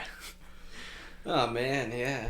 I liked having her back because I like her powers, and actually I like the chemistry between her and Diego. Yeah. I think it's one of the, I don't say better relationships, but it's one of those where it's like, this seems like it's a disaster, but they both know it is, and they're just going to work out. Yeah, they think you even say something like that later in the season. Yeah. Yeah, it's going to be a weird day, won't they? Then, Luther's kind of weird for me because beginning of the first season, he was my favorite character, I think, because I really like that actor. Mm-hmm. But I didn't like that in this season, they made him really fucking dumb. Like, he's not that smart, but you look at him in season 2 when he's with Five. Yeah. He's not a complete fucking moron, but this season, he's really fucking dumb. What, he like, they even dumbed down Diego, too. Like, Diego's not that dumb. They sat him down and go, what's your game? Big fan of Yahtzee. Yeah, I was like, what? Did he just... That's hilarious. And Will didn't even catch on to the joke. I thought it was funny. It is, yeah. He's just like, big fan of Yahtzee. It's like, what? Why would you even say that? Because they say he's just so, like, dense and fucking... just so dense. Just doesn't, like... Yeah, they made it too much, in my opinion. It's like, he's not that fucking dumb. Yeah. You made it like, man, I don't know how this dude even puts his shoes on. Yeah. But I did like the him and Sloane, like, little detail. I mean, hell, they met and got married in like fucking 4 days. Good for him. And actually, it's the most stable relationship. Entire they show. were all cool with it too. Yeah, this entire show. It was like a Romeo Juliet kind of thing. Yeah. Well, it was funny. Was it Klaus brought up in the season? It was like the most stable relationship in this family is when it was last season when Five was banging that mannequin. Yeah. You look like yeah. This you guys are all fucked, aren't you? Yeah. The mannequin. That got brought back, at least in the first episode. It's funny. She had like a body. Yeah. That was fucking great. And a voice. Yeah. Five was a little bit more tamer. No, he was tamer at the beginning, but then once he figured out what was going on with the Cuckoo Blitz, because Five's my favorite character. Because he's just, I didn't even first having the fight. He's like, "Who are you? You're his mask." I was like, "No, I'm more their ringer." And like, yeah, he's basically the leader of this fucking group. Yeah. Because, I mean, honestly, like, yeah, who's going to be in charge? It's going to be Five. Like, Luther and Diego are, like, the physical muscles. Yeah. The specialists are really the other three. Would be, you know, Klaus, Allison, and Victor. Yeah, they're more the specialists. And yeah, he's the one in fucking charge. The one that's, 12 years old is in fucking charge. Yeah. Yeah, once he figures it... That was another thing, man, there was so much... Like, once it was explained what happened, like, yeah, the world's ending again. Again, for the third time. Third time. This time it's the universe, and we can't do anything about it. But, hey, Reginald has an idea. Yeah. That was a whole thing. Like, they had him drugged at the beginning. Cause, like, he was like, get on your pills, Dad, whatever. Get on your pills, Reggie. Like, why is he on a... What happened to him? Well, like it was mentioned, it's like, why didn't we think of that? Yeah. But then it was brought up, like, yeah, because after Ben dying and Five disappearing, there was kind of... That really broke apart all of them. Yeah, and then he played it off for the first season was funerals, the one thing that gets everybody together, and it didn't even say Reginald killed himself because he wanted the family to get together. Yeah. Where? Which, the twist we get, he makes Hotel Artemis, which that place looked fucking awesome. I just Obsidian. said Obsidian. Why Artemis? You said Artemis. That's another movie, which I never even saw. But Obsidian. Yeah. Honestly, I was kind of hoping. I was hoping like that just becomes their base of operations from now on. I like that fucking place. I did too. It was so like weird and crazy, and then you got the doorman. Yeah. What are you guys playing? Oh, we're playing a game. Guy in a carpet. He's like, I hope you win. What if we win? Just walked away. And he was like, I love this place. Yeah, that'd be my. I'm like, you know what? I'm not getting involved in this. Yeah. Hotel Obsidian. Yeah, it was funny. I knew something was up with that place because I was like, Hotel Obsidian. The comic book is called Hotel Oblivion. So I knew, and then they started saying Oblivion here, Oblivion over here, Oblivion. It's just throwing it out there like it means something. And I was like, so there's got to be some sort of connection. Turns out there's an alternate dimension called Hotel Oblivion. Yeah. Guarded by samurais. Yeah. Which, okay, so, we get that whole plot. He needed 7 people to do it. That's what the whole specific thing was. He needed 7, and him, Klaus, dying again and then killing Luther. With Klaus, those powers. Like, I want to see that. I'm so glad that got expanded on. Yeah. He can not only communicate with the dead and bring them back, but yeah, he can he's basically immortal. He can come back to life. They played Busball. Yeah, Busball. Dad. With the song of Cats in the Kettle. It was a perfect song for that whole thing. Yeah. He's a busball. Go chase the ball, get hit by a car. God, the actor that plays Klaus, man. So, like I said earlier, I started reading the comics and I've only gotten through Apocalypse Suite. The main story for that whole Apocalypse thing goes about as it does in the show, but the show is way more grounded than the comics. The comic is way out there. They have different powers. Klaus can fly. Allison has telekinesis. Klaus has telekinesis. Well, he doesn't find that out until like the last few panels. Vanya's powers is she plays the violin and things just explode. So that's how she kills. They just like explode like a watermelon from coming out from the inside. She blows up the Umbrella Academy, playing a few notes. She brings the moon down. Klaus reaches up and throws the moon back into the atmosphere. During Reginald's funeral was actually crashed because there was a supervillain who several years back had planned that if the Umbrella Academy had gotten back together, he would have 7 robots, or he had 6 robots that would activate when the presence of all the Umbrella Academy members getting close. And during the funeral, they all get close, and then downtown, this area is getting attacked by killer robots because they came together again after so many years. We've not seen any villains in this show. No, the comic book is way more superhero-y. They all have super nicknames. Gotcha. Luther's called Space Boy. They just call him Space. Oh yeah, fucking speaking of that got fucking. There's so much more added to him being in space. Yeah, that I did not see coming. They didn't explain it though. No, that's for next season. Yeah, that's gonna be for next season. But yeah, that left me with some questions. Yeah, like who's Annabelle? Was it Annabelle? Abigail. Abigail. I'll go with Abigail. Hargreaves. Yeah. Yeah, just being her up there. And was that his wife? That's what I'm guessing is what it was. Again, that wasn't explained. What was her name in season 2? I don't know. Let me look that up real quick. Cause I didn't think nothing of it. But then when it shows him in space, and he's like, "Yeah, you pretty much put me on a fucking mission to do nothing." He's like, "No, you were protecting something very important." Yeah, that was. So yeah, Abigail was his wife. Okay. Whatever happened in the '60s, he put her on the moon for something.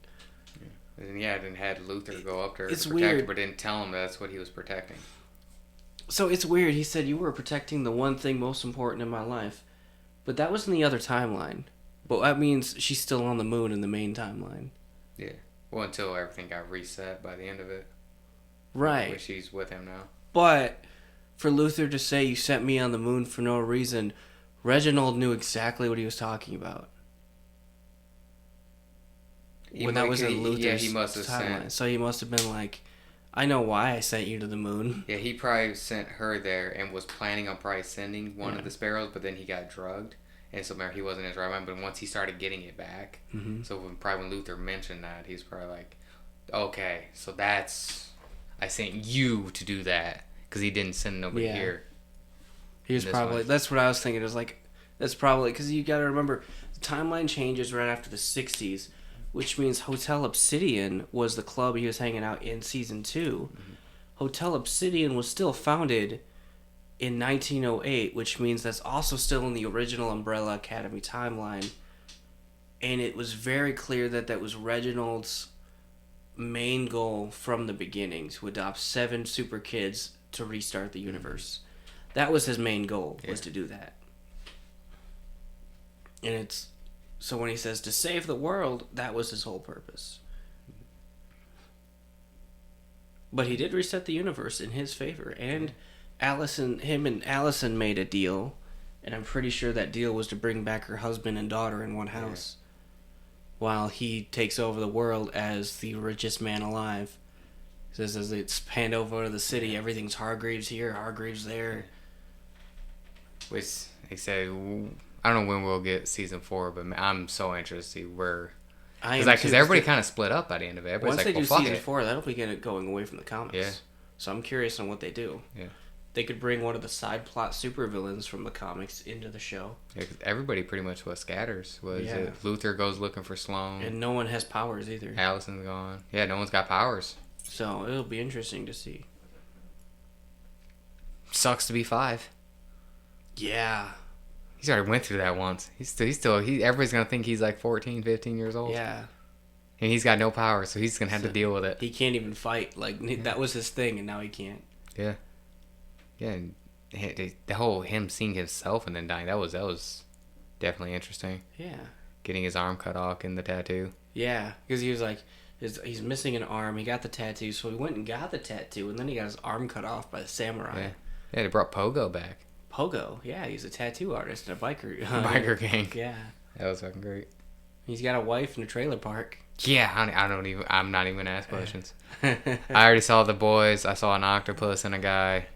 The monkey and the chick, you know what? I'm just fucking ignore. Yeah, trailer trash British monkey. I mean, seriously. Trailer trash British biker leader monkey. Who does tattoos? Tattoo artist. Yeah. What the fuck? Shouldn't have to explain that. Oh, so yeah, that was Pogo. I was happy to see Pogo again. It was nice. Kind of missed Pogo. I liked that, and I liked everybody's interaction with Ben. Yeah. I was like, he's like, yeah, like 5. Oh no, I'm happy to see. He's like, why does everybody keep saying that? Well, you died. Everybody, like, we all think you died in our time. You died, and he started pissing him off, but then he started like kind of liking it, like taking it like a little personal. I was like, I was invited to the bachelor party. Yeah. Why didn't you invite me to the stupid bachelor party? Yeah. Then he then he's like mad about it. It's like I knew he was mad. Yeah. I'm okay. One thing I was surprised about was Ben's soul did not go into 2019 with them. Because the entire first and second season, Ben was talking to Klaus. Mm-hmm. And I'm surprised that spirit just kind of disappeared when they got into the new timeline. I don't think I could think just maybe because in that timeline he was alive. Can't have a ghost of someone that's alive from a different time. You're in a different timeline. It's a grandfather paradox. He could have been there because the rest of them were there while their mothers were dead. Yeah. So you could have had the ghost Ben and real Ben just being there. They might have just didn't want to have to use the actor twice. Yeah. Any final thoughts wrapping up that? It was good. I would say it's a way of the gun. I'll go away with the gun. I was thinking about doing the No I'm Your Father, but I really enjoy this cast. Yeah.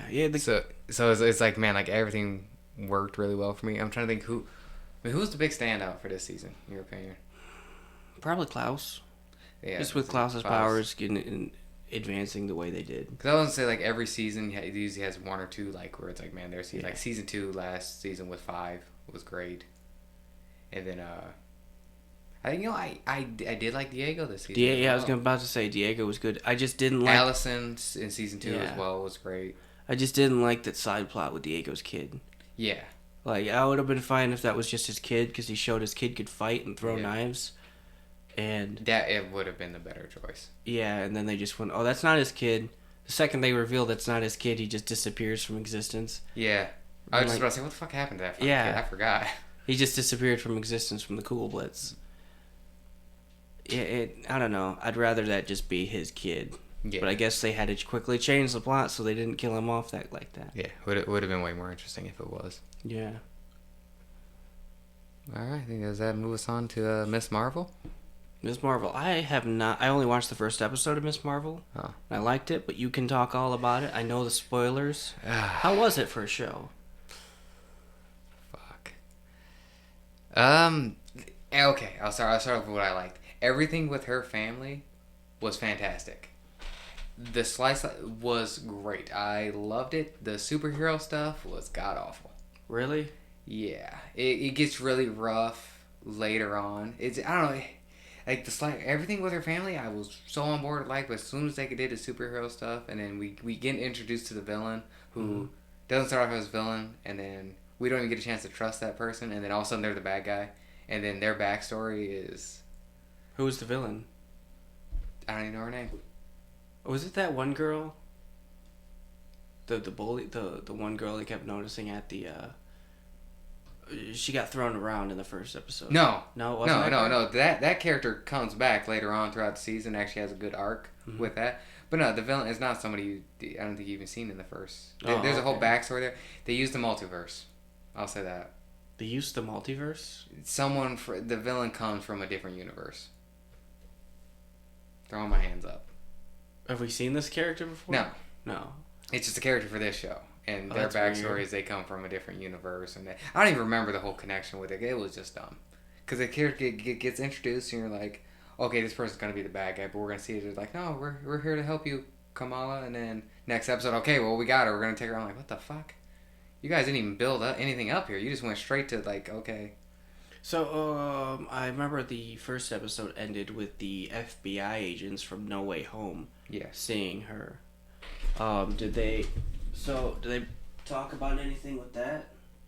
Oh, well, that gets... Nothing with No Way Home, at least none that I can remember, was brought up. But, those characters do come back. Like, there is, like, a little standoff with the FBI. Yeah. And that later on. But they did the cheesy fucking thing with it. It's never worked for me. It didn't work in Spider-Man 2. It didn't work in the Miles Morales video game. And it didn't work here. Where they have, like, the citizens stand up to help the heroes. And it's cheesy every time. They did that. So, like, what, they were getting arrested and the citizens just said, no, don't arrest them. They're good basically guys. Stood in front and stopped them. And then they got away. And every fucking time is cheesy. Every time. I mean... That's like a Christmas movie trope. It is. And it's like... I don't need it. Like Elf. I love... Santa Claus 1. I said, her family, I think her interactions with their family, her dad, her mom, her brother, were all great. You could tell this was her first acting deal. Because she has some moments where she, like, really nailed it. And other moments I'm like... Yeah, you guys... They didn't have a story. That's the main issue with this. They did not have a story to tell. I feel like they announced Miss Marvel and they cast it and like they had it going, but they did not know where they were going with this. Well, the problem with season 4 here was, phase 4. Yeah. All of these shows and movies were done within 1 year, within like a very short time period, and phase 4. A lot of fans are pointing out. The CGI has been lacking, and it's very clear that it's been quantity over quality this time around. Because all the shows we're getting, they did everything phase 4 up until Ant-Man 3. All of that was done in a short amount of time through multiple Ant-Man studios. 3 officially got announced, comes out of February next year. We've just been waiting for them to come out. They were done, crunch-timed, filmed, and edited in a very short time. Yeah. And that's kind of why things are lacking lately. Yeah, like how she gets her name, I don't hate it, but it's kind of cheesy. How does she get her name? Her mom basically gets like her. I don't care for the spoilers. Well, her family finds out. Her mom finds out who she is, and then immediately just tells the dad, who tells everybody. Which that scene is fucking hilarious. Like I said, I love everything with the family. She's like, I'm gonna tell my family this. Her mom already knows, and she's like, okay, I'm because they call her Nightlight. It's like, I'm this person. And brother's like, oh my god, I can't believe it that you're. And she's like, who told? It's like, well, mom told dad, and dad likes to listen to his phone on speakerphone. Well, it's easier to hear it that way. So everybody fucking just knew. He's like, oh my god, I can't believe. And she's like, what the fuck, really? I came got you guys all here to tell you this, and you guys already knew. That's funny. Yeah, like that. It was so fucking hilarious. Or like her dad is supposed to go to the con with her, and he's dressed up like the Hulk. I fucking love that. I am Hulk, and you can be little Hulk. That is parents embarrassing their kids to their fullest, and that is amazing. And to where me, I'm older, and I'm like, no, go to the con with your dad. Like I would gladly have done that. Yeah. You know, you're a teenager. You're like, oh no, fuck that. Why would I want to? I'm like, no, fucking go with your dad. That's that whole. Let's do it. That's that whole Goofy movie thing. Like as a kid, it's like, why don't you just let him go to the concert? As an adult, like just go fishing with your dad. It means so much to him. But yeah, so her mom like calls like, yeah, they were talking about Captain Marvel. Like, yeah, you're our own little Miss Marvel. I'm like, I guess. I mean, if you're gonna get the name. Because I rather like, oh, that's not Captain Marvel. Who do you think you are? Man, you should have been like, who do you think you are? Miss Marvel or something. Like, it should have been thrown in and she liked it. I didn't mind her mom giving it to her, but it's just, no, I feel like it could have been polished. You've read the Kamala Khan comics, right? Yeah, I gave a couple volumes right to you downstairs. So between her powers changing from the comics to the show, how do you think that was done? As well, being that she actually had an object that gave her the powers, I didn't mind it too much. Like, because I get... What gets me is because I get why they had to do it this way. Because of not using the Inhumans. So you got to find a way to give her powers. And having her have an object from space. And then being connected to Captain Marvel. Didn't mind that. Didn't really... Because I understood they were kind of working with their backs against the wall. But then there's that final line at the end that pissed me off so bad. What was it? The mutation line. Oh, yeah. That pissed me off. One, she's not a mutant. She's a fucking Inhuman. Yeah, and but two, you can't have the Inhumans yet. I mean, you can. They already showed Black Bolt. In the other universe. Yeah, but I'm just saying. But I mean, because here's the thing is... The Inhuman show is supposed to be 616. Yeah, but here's the thing. Is everybody just going to be a mutant now? Because you can use the same thing. Well, Hulk's a mutant. It just didn't go off until he got in touch with gamma Scarlet radiation. Witch. In WandaVision, I thought she was a mutant because as a little kid, she does a hex on the bomb. Wait, she I was powers. Like, when I saw that, I was like, does that mean she's a mutant? Yeah. Like, I freaked out for a second, but they never really touched upon it. They just said, oh, you were born Scarlet Witch with the potential, it's a the title. Infinity Stones that did their thing to you. So yeah, well, that's what gets me, and it's her. No, I was like, oh, that's not the explanation I wanted. Yeah, well, it's like they try to explain the reason why it only worked for her with the gauntlet, then where she got her powers is because she has a mutation that people in her family don't have. I'm like, that's not how mutant powers work, though.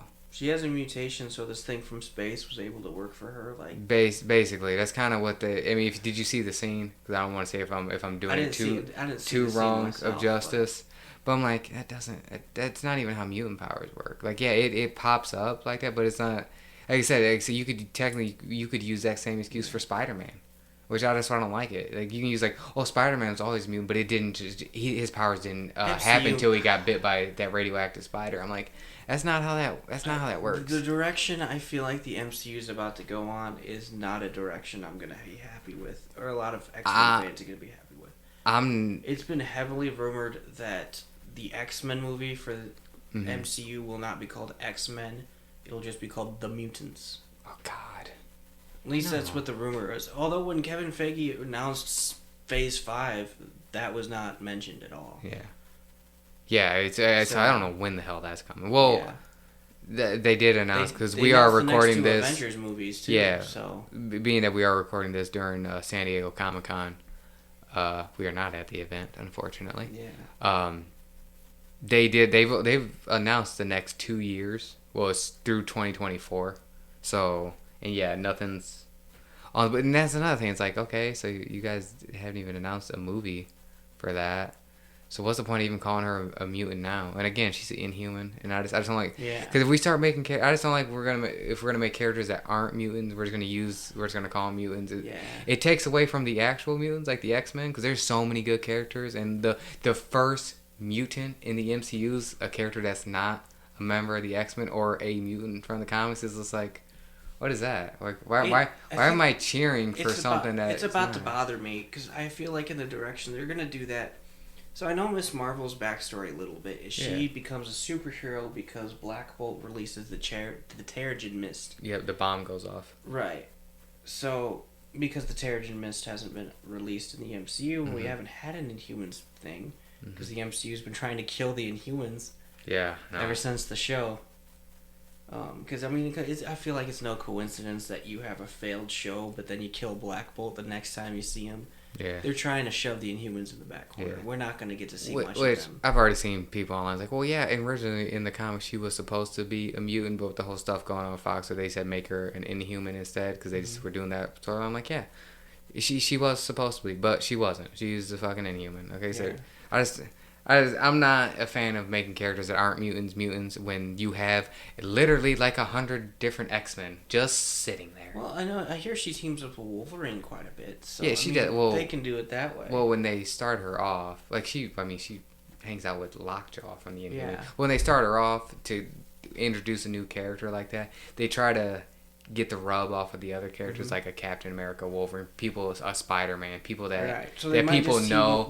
Try to get a bigger audience. They might team her up with a mutant that we know later on as a side character. Yeah, I feel like when the Marvels comes out, that's going to branch off into the mutants of the MCU. I already got a feeling they're going to do that with Monica Rambeau. Yeah. She got her powers, how she got her powers in WandaVision. But no, maybe she was a mutant too. That's what I don't want to happen. That's what I don't want. I don't want anybody that gets powers now. Oh, it's because there might be a mutation in their body. Or they have a mutation but something happens to where it's activated now they have powers. Yeah, now I just because now you have to have a backstory for every individual X-Men, and we don't need that. No, they can just. I don't want to say they can just show up. But so now you're about to say this thing from space activated Miss Marvel's mutation, causing her to be a mutant. The MCU goes in that direction. It's going to screw a lot of things over. Yeah. Because now you can say Steve Rogers was the only successful super soldier serum character. Now he's a mutant. Yeah. Actually, you can't do that because Falcon and the Winter Soldier said you can distribute the serum into multiple super soldiers. So maybe they don't do it like that. But they didn't say it worked for everyone. So I don't know. But it worked for the Flag Smashers. Yeah. I don't know. They could say something stupid. I say it's like the Hulk. Like the Hulk could be a mutant because of the gamma radiation attack. Yeah, it just didn't. They could say Wanda and Pietro were mutants, which they are. Yeah. But they have such a weird history because they weren't introduced as mutants originally in the comics. We find that out later on. Right. But technically, they weren't. Here's mutants and here's no. They kind of show up. And then we find out they're Hydra later experiments that were given powers. They could say that they're mutants too because they had powers that were activated by another source. Yeah. That's the only ones I don't mind because of that connection. So they're kind of doing the same thing with Miss Marvel. It's another source gives her powers. So now you gotta be like, okay, what is Professor Xavier's backstory going to be in the MCU now? Was he just sitting in his chair and something blasted him and now he can read everyone's thoughts? And now he wants to reach out to other people where the mutation is activated? Now, can the mutation just activate on its own? See, my opinion, I wouldn't even do Xavier or Magneto. I would just say they did their thing. They already died. Because Magneto's going to be so fucking hard to do. Because he's so tied into the fucking World War II. And he'd be 90 years old now, at best. They can do, like, a flashback of or at least, like, talk about, like, the old X-Men. I feel like the MCU would bring into the New Mutant era. It should be, and Cyclops just be in charge. We might just get Cyclops or like the Jean Grey School for Higher Learning. Yeah, which there has been rumor casting. I don't know if you saw any of that about Professor X and Cyclops. Kinda. What was the rumor casting? For Cyclops, it was one of the guys from Top Gun. I don't watch Top Gun, so. Oh, that's fine. But the guy they showed did look like Cyclops. He's in his 30s. I'm like, okay, that's cool. The guy for Professor X is what makes it weird because I think he can really he definitely can pull it off. I'm not even gonna question that. What actor? Juan Carlos Esposito. Oh, I could see it. Yeah, he could pull it off, but I just don't. I want to see. I just don't want Professor X and Magneto. What, Giancarlo Esposito? Yeah, Giancarlo Esposito. I don't see him being Xavier. I see him being Magneto. Yeah. Well, people think because he can. I don't know, he could be both, but I think a lot of people want him as Xavier because I could see him being in charge and fucking. I can. He'd play off the shady side of Xavier. Yeah, Xavier hides a lot of secrets. Yeah, exactly. And he'd play it off perfectly. At least Magneto's. Magneto but he could play on Magneto is too. Honest about being an asshole, but Xavier's just as big as an asshole. And I think Giancarlo Esposito could play off both sides. Yeah, I think he can. But they're just as bad as each other, and I can see it being both. Well, that's what at least the rumor people talk. They do that. They wanted to make Magneto actually set during. God damn! Why am I blanking on this? Because they were gonna up it from the 40s to the 60s. So Vietnam. No, which actually, honestly, that'd be my take on it. No, the Civil Rights Movement. Okay. And have that, because they are somewhat based off that anyways, those characters. And so instead of him being Jewish, have him being black during the Civil Rights. I wouldn't be mad. I wouldn't mind that. And then it could be Giancarlo Esposito being this... Xavier. Or being Magneto. Or Xavier, yeah. I could see it played off that way. As much as I don't like when they change... shit like that, like explaining entire backstories, but like I mentioned to you guys, because that's when I heard it. That's when I brought it up in the chat about it. You can't do World War II almost at this point, because we're looking at 80 years ago. Yeah, I mean that's one of the things I wouldn't mind. So that's either I almost would like either have it be an old story where you can flashback back to him being his original OG origin, or just up the time, and honestly, I wouldn't mind it. Yeah, and I think Giancarlo Esposito, I want to see him as Magneto. Yeah. Honestly, with his voice and his just persona of things, I can see him standing right there next to Mystique and throwing orders. Yeah. I mean, or if they want to keep it a war thing, you said Vietnam. I wouldn't mind the Korean War and have him, someone that was mistreated by the North Koreans. Because South Korea, that was the whole with the Korean Wars. We backed South Korea. That would be an interesting thing, and that also ties into the other Captain America who fought Winter Soldier during the Korean War. Like, if you're gonna choose a war, I would choose that. But if you're gonna, like I said, to talk about the Civil Rights Movement, I know that's gonna piss off some purists, and I'm definitely more of a purist. There's a lot of wars you could throw off that where people were mistreated, and even the modern, even today. Yeah. But I'm saying, if he's going to be older and he's leading the younger generation, I don't mind the Civil Rights. As much as I don't like when they just change stuff, but you can't go back to World War II. Well, I mean, unless you do a flashback. Civil Rights Movement. Who was?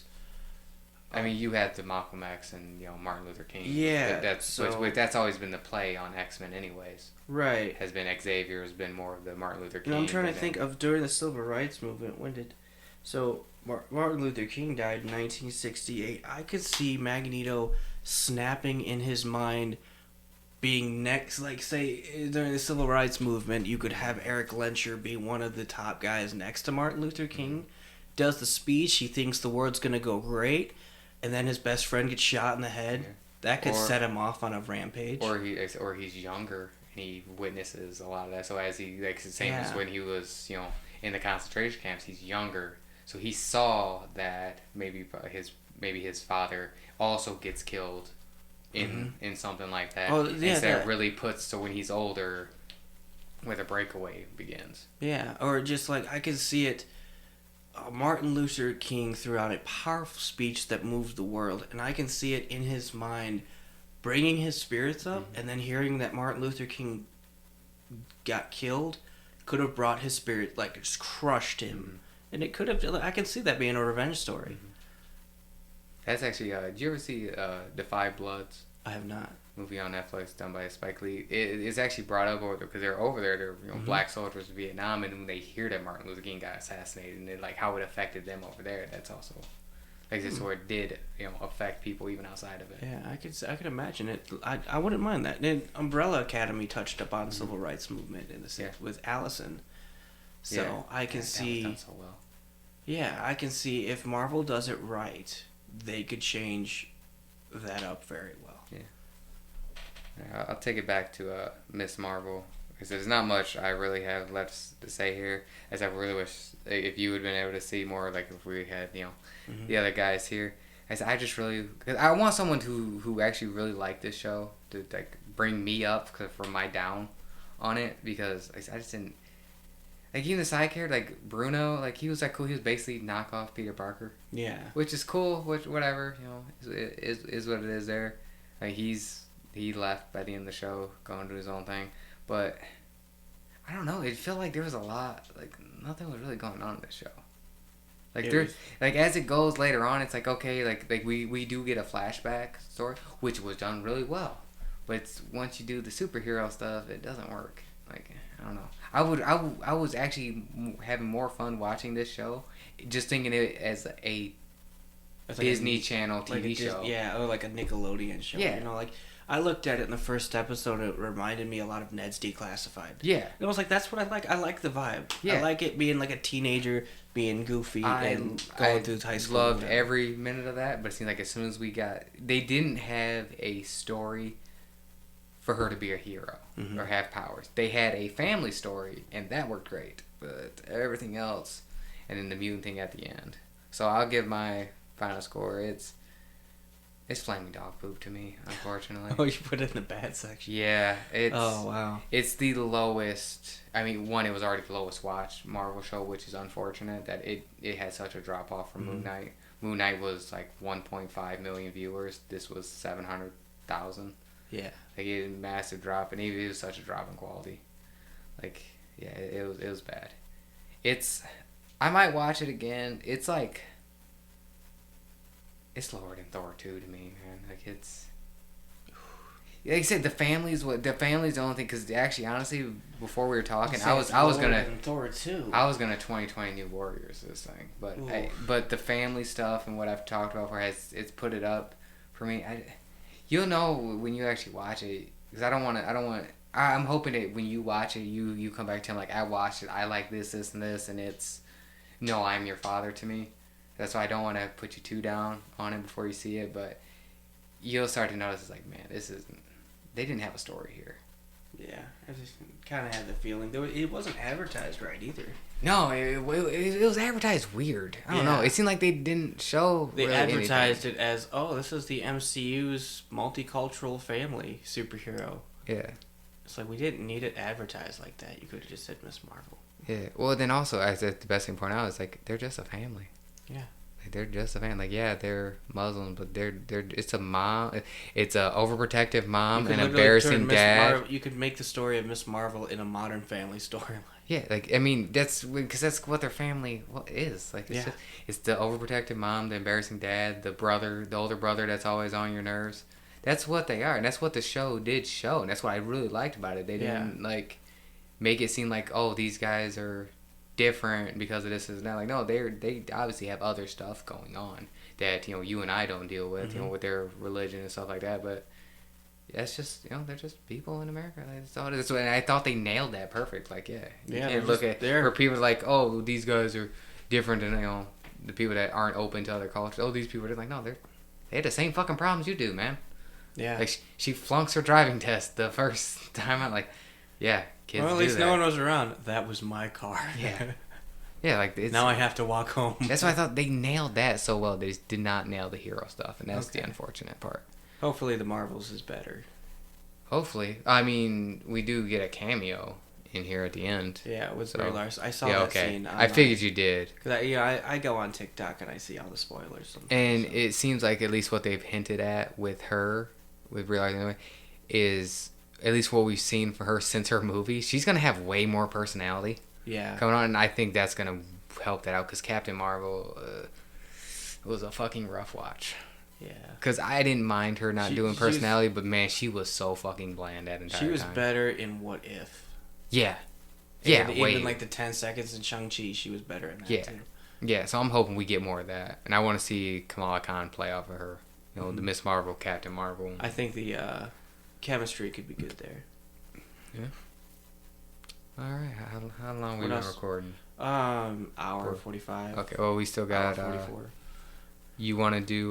You saw Peacemaker. Peacemaker. I did. I watched Peacemaker. I know you didn't watch it, and I know no one The else did. only reason why I haven't seen it is just because I don't have HBO.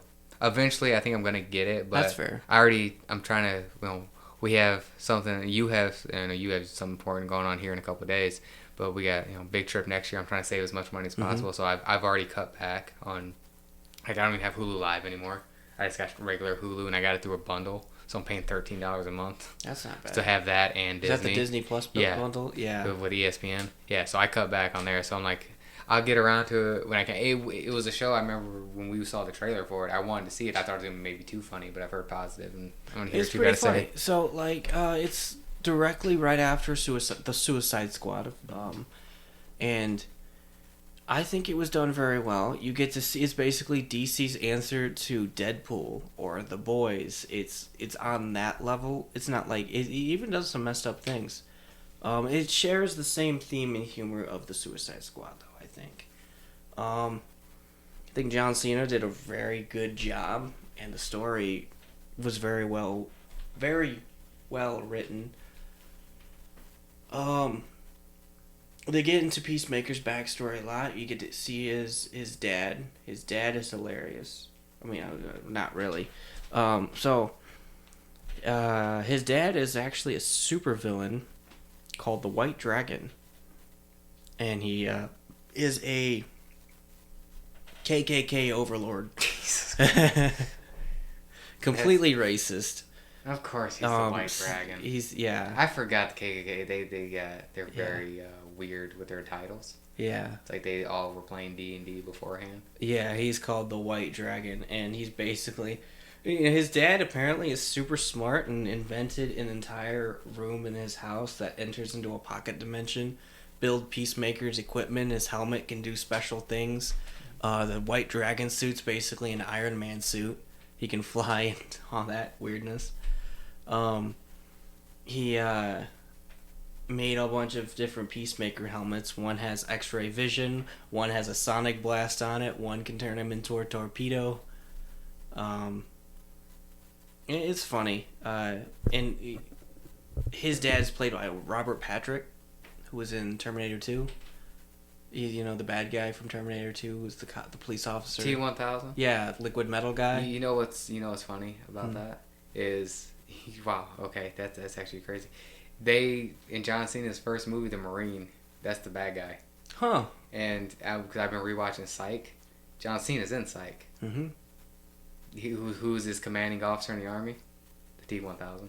The Robert Patrick. Yeah. So yes. Yeah. So Okay. In Peacemaker, funny. that's it's his like, dad. Why are they? I wonder if they're friends. It must be. They probably. Yeah, that's are his friends, dad who and he's trained like, him. "Hey, I'm doing this. Why don't you get on this?" Who ends up also being one of the major antagonists, not the main antagonist, but kinda. I guess he is the main antagonist, but there's like multiple antagonists in the show, but the show makes it work, because, he's completely racist. There's an FBI agent that kept going after his dad, who was Asian, and he kept calling her chopsticks, and then just saying some Asian derogatory terms. Yeah, whatever you say, chopsticks. And just things like that. It's like some fucking you get the same Soldier Boy shit. So you get the same Soldier Boy to Homelander vibes, where he is just not having Peacemaker's nonsense. He literally looks at him in the eyes and says, "Can't believe that my sperm developed into such a Nancy boy like you." Yeah. And then later in the show, he goes and attacks Peacemaker because Peacemaker gets out of the hospital, and then they kidnap him, and there's another secret task force that Amanda Waller brings together. It's the dude with the beard and the Suicide Squad, and then three other military members in Peacemaker. And the one guy, the techie guy, so Peacemaker got into some... in the first episode, I'm kind of all over the place with it. The first episode, Peacemaker picks up this chick from the bar, bangs her, and then she tries to kill him and throws him around her apartment because she's got super strength and sounds like a demonic monster. gets out into the parking lot and he uses his sonic blast helmet and blows her up. And because the police had to investigate that, the techie guy quickly switched his fingerprints and his car registration from his name to his dad's name. So the FBI went to his dad. And that's basically why his dad ended up trying to kill him, was because to get revenge for that. But he had a whole speech like, oh, you slept with the whores of Baphomet and men. That's fucking great. It's just all that kind of fun stuff. He's like, you go into his name is August Smith, but he's the white dragon. You go to his house, or he went to his house, and they looked the American flag up on a flagpole is upside down. Oh, you know that fucking probably pissed him off. Yeah. Well, no, he does it. That's just how it's on display. Gotcha. They introduce Vigilante, who's a really fun character. He's autistic. And apparently he was one of Peacemaker's buddy's younger brother. He's like, oh, that's my buddy Doug Jones's younger brother. Or Doug Jones. Doug Chase, younger brother. And then he takes off his mask and he's the vigilante. But the actor that played him was at Comic-Con a couple months ago. Oh, okay. Yeah. And you didn't know he was there? I did not know. Yeah. He did a good job. He's very humorous. He was basically just throwing Deadpool, making him autistic, and throwing him into a thing. It's hilarious. The chemistry between Vigilante and Peacemaker, funny. There was a whole scene where Vigilante saw that Peacemaker was out of prison, and he was like, we gotta go and fight criminals again. He's like, I don't want to fight criminals. I want nothing to do with you, bro. He's like, well, I have a bunch of appliances. So they look at each other, and there's a whole montage where they're shooting appliances and blowing it up with explosives and whatnot. The main villain is an alien. They called it Project Butterfly because in Suicide Squad was Project Starfish. It was alien butterflies that crawled into your head and controlled you like a robot. Okay. Yeah. The way this show has been, and what I remember from Suicide Squad, at least from what you've been saying, I was expecting them to crawl somewhere else. When you said that. Said crawl. Actually, they were doing a PowerPoint. The guy made the PowerPoint and said they crawl up your orifices and crawl into your brain, and it showed on the PowerPoint his mouth, his ears, and his butt, and he was like, "Why would they crawl up your butt?" And they had a whole conversation like that. They're like, well, the butt is an orifice. Yeah, but it's not practical for the butterfly to crawl up your butt like that. I'm glad they had it, because as soon as you said crawl, I'm like, they're going up your butt. They had a whole conversation, but no, they just crawl up in your mouth and then dig their ways through, and you puke out blood because they're digging through the roof of your mouth into your brain, and then they control your brain like Ratatouille.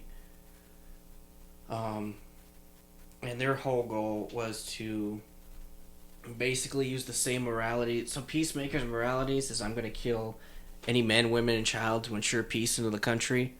Their whole thing was humanity's going downhill. Our species died, so we're going to make sure humanity is chosen into the right path so they don't die like us. And so we're going to kill as many men, women, and children to ensure that humanity has a peaceful future.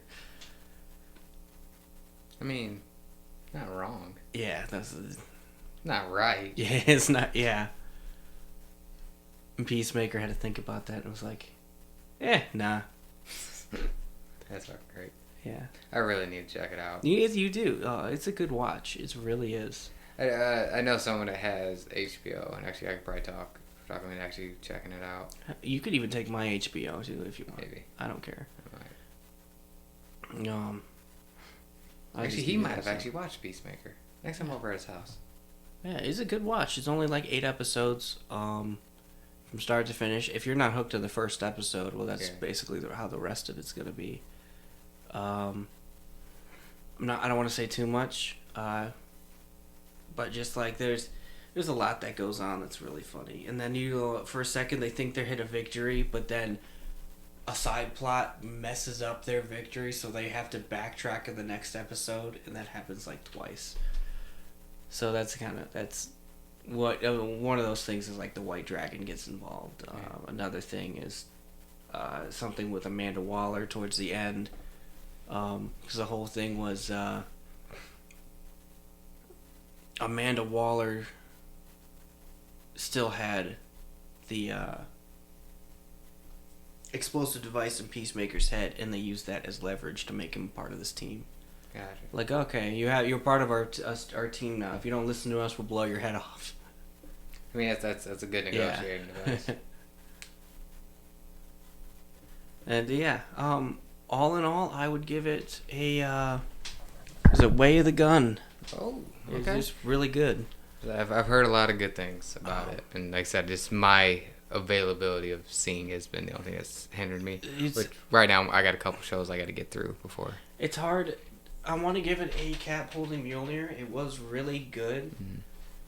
Mm-hmm. There wasn't really anything I disliked about it. I don't know. Jumping into Peacemaker, I don't know a lot of DC, so it's hard to. I don't even think people that know a lot of DC know a lot of Peacemaker. Yeah, he's not one of those characters. Not one of those guys. And the even DC, less about it's Vigilante. Still part of the DCEU, and they have to. They referenced a lot of the DCEU, but they threw comic references in there, so now things are officially canon. Like Batmite is apparently canon now. That's great. Things like that. It's funny. I did give it a Way of the Gun.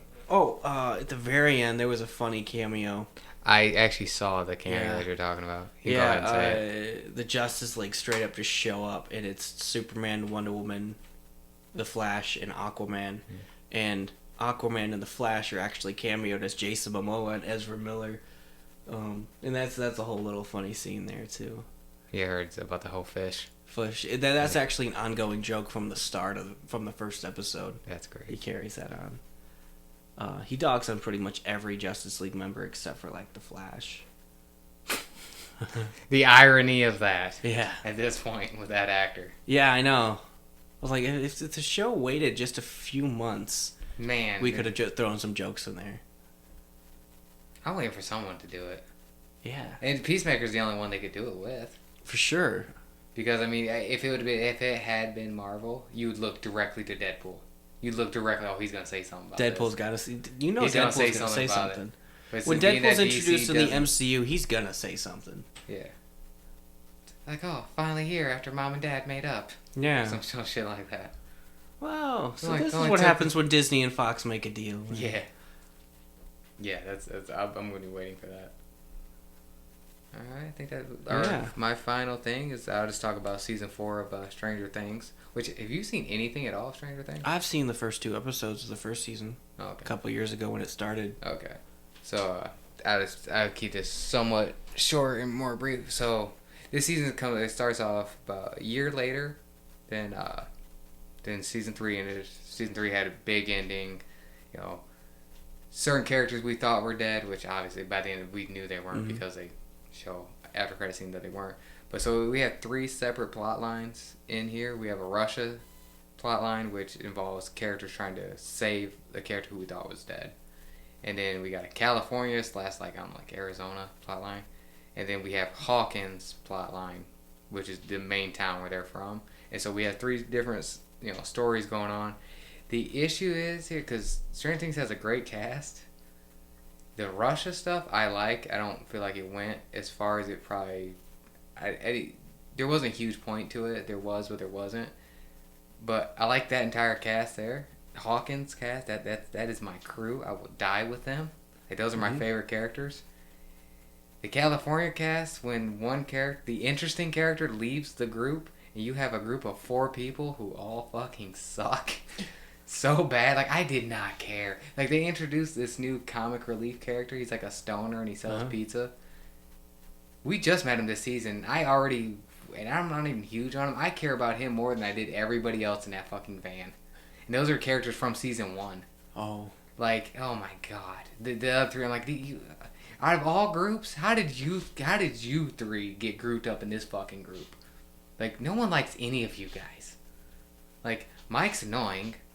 Will's even more annoying. And Jonathan's a fucking weirdo creepwad. who's also fucking annoying. Like, that entire group is just like, why is it that? Like, I gotta watch Stranger Things. I'm behind on that. It's excellent. Basically, the whole, like, horror aspect that we get in Hawkins, and we get the fucking A-Team. That's what that group is. That Hawkins team with Jonathan, Dustin, Robin, fucking Max, and Lucas. That's the fucking A-Team right there. And they're really the secondary. Like, the characters we had in California, that's really supposed to be the main group. Mm-hmm. Like, the two main people that we followed through this entire show. I didn't give a fuck about them. Like, I cared about the Hawkins story.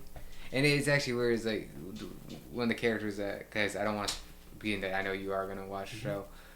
The one character who was in Russia who we have to save, if he had been in Hawkins when a lot of this shit was going down, when they believe that they have a D&D group called the Hellfire Club, and this dude believes that, like, they're some satanic cult. That's where you've seen those shirts, haven't you? Yeah. So I just thought those were some X-Men fans thinking about Sebastian Shaw. I know that's the Hellfire Club too. I know, but they think there's some satanic cult and they're trying to fucking bring her back. And, like, they get, like, this dude, like, rallies, like, basically a pitchfork mob to find these, like, kids. And I'm like, dude, if that character in Russia, if he'd been there, he'd have shut that shit down so fucking quick. Like, oh, my fucking punch in the face, okay? You fucking 17-year-old, go sit your ass down with your fucking varsity jacket you've been wearing all season. Just say, yeah, no, he's a jock. He wears a varsity jacket the entire fucking season. But yeah, they introducing Eddie was, I didn't know if I'd like him. He's one of the best characters in the entire show. Like, Stranger Things has been great the last 3 seasons of introducing new characters and having them fit in. Mm-hmm. Season 2 had Max. Season 3 has Robin. Season 4 has Eddie. They nailed that into where I like those more than I do some of the original characters. Like, that original group from season 1, it's like, half of you guys kind of suck. Like, I don't need you. Nancy, can Nancy just go somewhere? Her and Jonathan just fucking go somewhere. Never see them again. Your favorite character is Nancy or Jonathan. I'd look down on you. Because there's, like, no fucking way. There's no way. Like, oh, God. So, main plot of this season is people with, I'm trying to say, like, basically with PTSD, they're starting to see things, and what they're seeing is basically, I don't say illusions, but it's all in their head. Basically, they're being manipulated by someone from the upside down, the other dimension, and he's using them because his plan is to kill them so he can make basically a gateway to fully come to our world from the upside down. And so we get, like, this nice mystery of them, the Hawkins group, trying to figure it out, stop them also getting stuff from the California group of flashbacks that also connect in. And then we got the Russian storyline that doesn't all the way connect. Which is the only weird thing, so I'm like, that almost plotline didn't need to happen. Oh, okay. Even though I like it and enjoy it, but by it said and done, I'm like, you just had to get those characters away, didn't you? Like, they just didn't have to be there. So other shit in Hawkins can go down. Must have just had to do something. It's one of those, it's like, okay, just we'll think of Walking Dead. Mm-hmm. Let's go back to the prison story. Let's just say, like, something's going on in prison, but Rick and Daryl aren't there, and, like, Michonne's there who can handle shit, but it's just like, that's like the current season. Yeah, but it's like, if Rick and Daryl are there, what's going on wouldn't happen because those people are there. So we had to write them to go do their own adventure, so then this bullshit can happen here. You get what I'm saying? Walking Dead does that a lot. Yeah, that's why I brought up. It's like, man, if these characters were here, this shit wouldn't be going down. I'm still watching that show too as it's going on. Yeah. I mean, that's why Michonne's gone. Yeah. The only person that's left is they're coming back for their own show. Apparently they're going to show up as return for the season finale, series finale, and then go on their own show. Yeah, because like I said, we're getting this all from Comic-Con right now. But I'll finish wrapping up Stranger Things.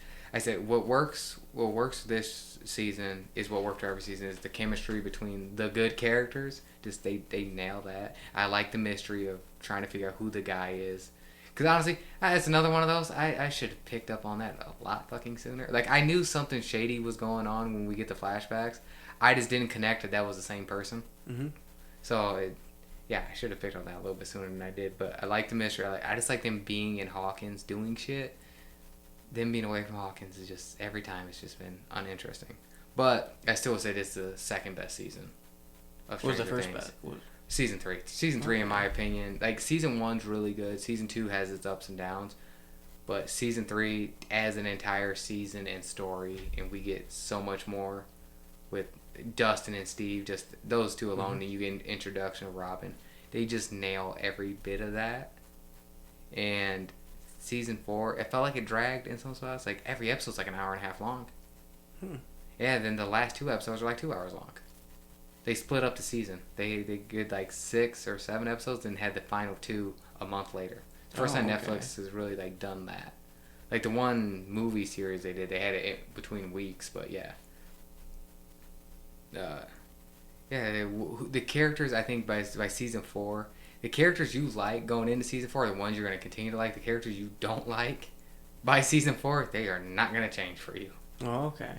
So... But I did like the PTSD stuff they do with Max. I think that was done really well. Because obviously she's going to have issues leaving off of season 3, how that ended. And then how it leaves her character by the end of season 4. I feel so fucking bad for her. Mm-hmm. Like, it doesn't get better for her by the end of the season. And it's another one of those seasons where they kind of lose that. They do lose at the end. Like, they are not in a good... Like, they're in a good spot of, like, they're all together. But they are not in a good spot of where their town is at right now. And I keep hearing there's going to be a time skip just so they can have the characters be their right age because we're 4 seasons in and everybody's like in their almost 20 now. But they're all like 14 in the show. You kind of had a 2-year time skip from 3. 3 years. Last season came out in 2019. It's been 3 years. So that's probably a whole thing. And and there was already like over a year between season 2 and season 3, and then we got 3 years. So everybody's a lot older. Like they're freshmen in high school, but I'm like, dude, everybody here is like 19, 20 years old now. It's like, so I keep hearing there's gonna be a time skip, which I'm okay with that. But I give the season, it's way to gun, man. It's so solid throughout. Like I said, the highs are what I expect. Effects look great on the creatures. That's just amazing. Everything they do, CGI in the Upside Down is fantastic. The acting is great, but it's like I said, the story, the ones who you're invested in, you're gonna stay invested in. The ones you're not, it doesn't get better. Yeah, and I'm interested to see where Eleven's powers go because she does something by the end of the season where I'm like, how many times can you do that? Yeah. Like it's literally it's a game changing power where it's like, is that the peak of what you can do? And I'm like, I don't even know what to say after it. It's like, yeah, you just did something that it literally that power changes everything now. It almost makes stakes a little bit lower, but I don't know how often she can do that. But yeah, way to go. I think what long we got like 2 hours in. Yeah, 2 hours, 7 minutes. You want to call it there? Sure. Did you want to talk about the trailers we saw? I mean, yeah, if you want to... We'll just snatch out of those real quick. We got, what did we get? Do you want to say anything on Walking Dead? I know you're the only one still watching it. It's not up until for a few months. No, I mean, the trailer. Did you see it? I haven't seen the Walking Dead trailer. Yeah, that came out. Oh, I didn't see that, we no. Watch it after then. That. I saw they're making. You mentioned the Dungeon and Dragon thing. They're making a Dungeon and Dragon movie. Yeah, did you see the trailer? Yeah, I saw that trailer. That trailer was good. That looks fun. It does. I'll watch it. From what I heard from D&D fans, is they actually added a lot from like D&D lore. Like there's creatures and I'm like, oh, this is straight out of D&D. When this one reactions I did see with it, the guy's a big D&D guy. He's like, they're not in the trailer. They don't look like heroes. He said, but technically in D&D, you're not heroes. You're just people going on a quest. Yeah, that's what you're doing. You might. They had, we stole some shit. Like, yeah, that's kind of what you do. You go into a dungeon, you steal some shit, and you leave. Yeah. You beat the monster. You kill the monster. You take all his shit. But yeah, that's what you do.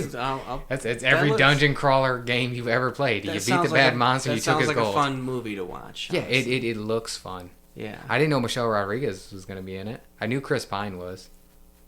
So Michelle, did you see her in there? I have.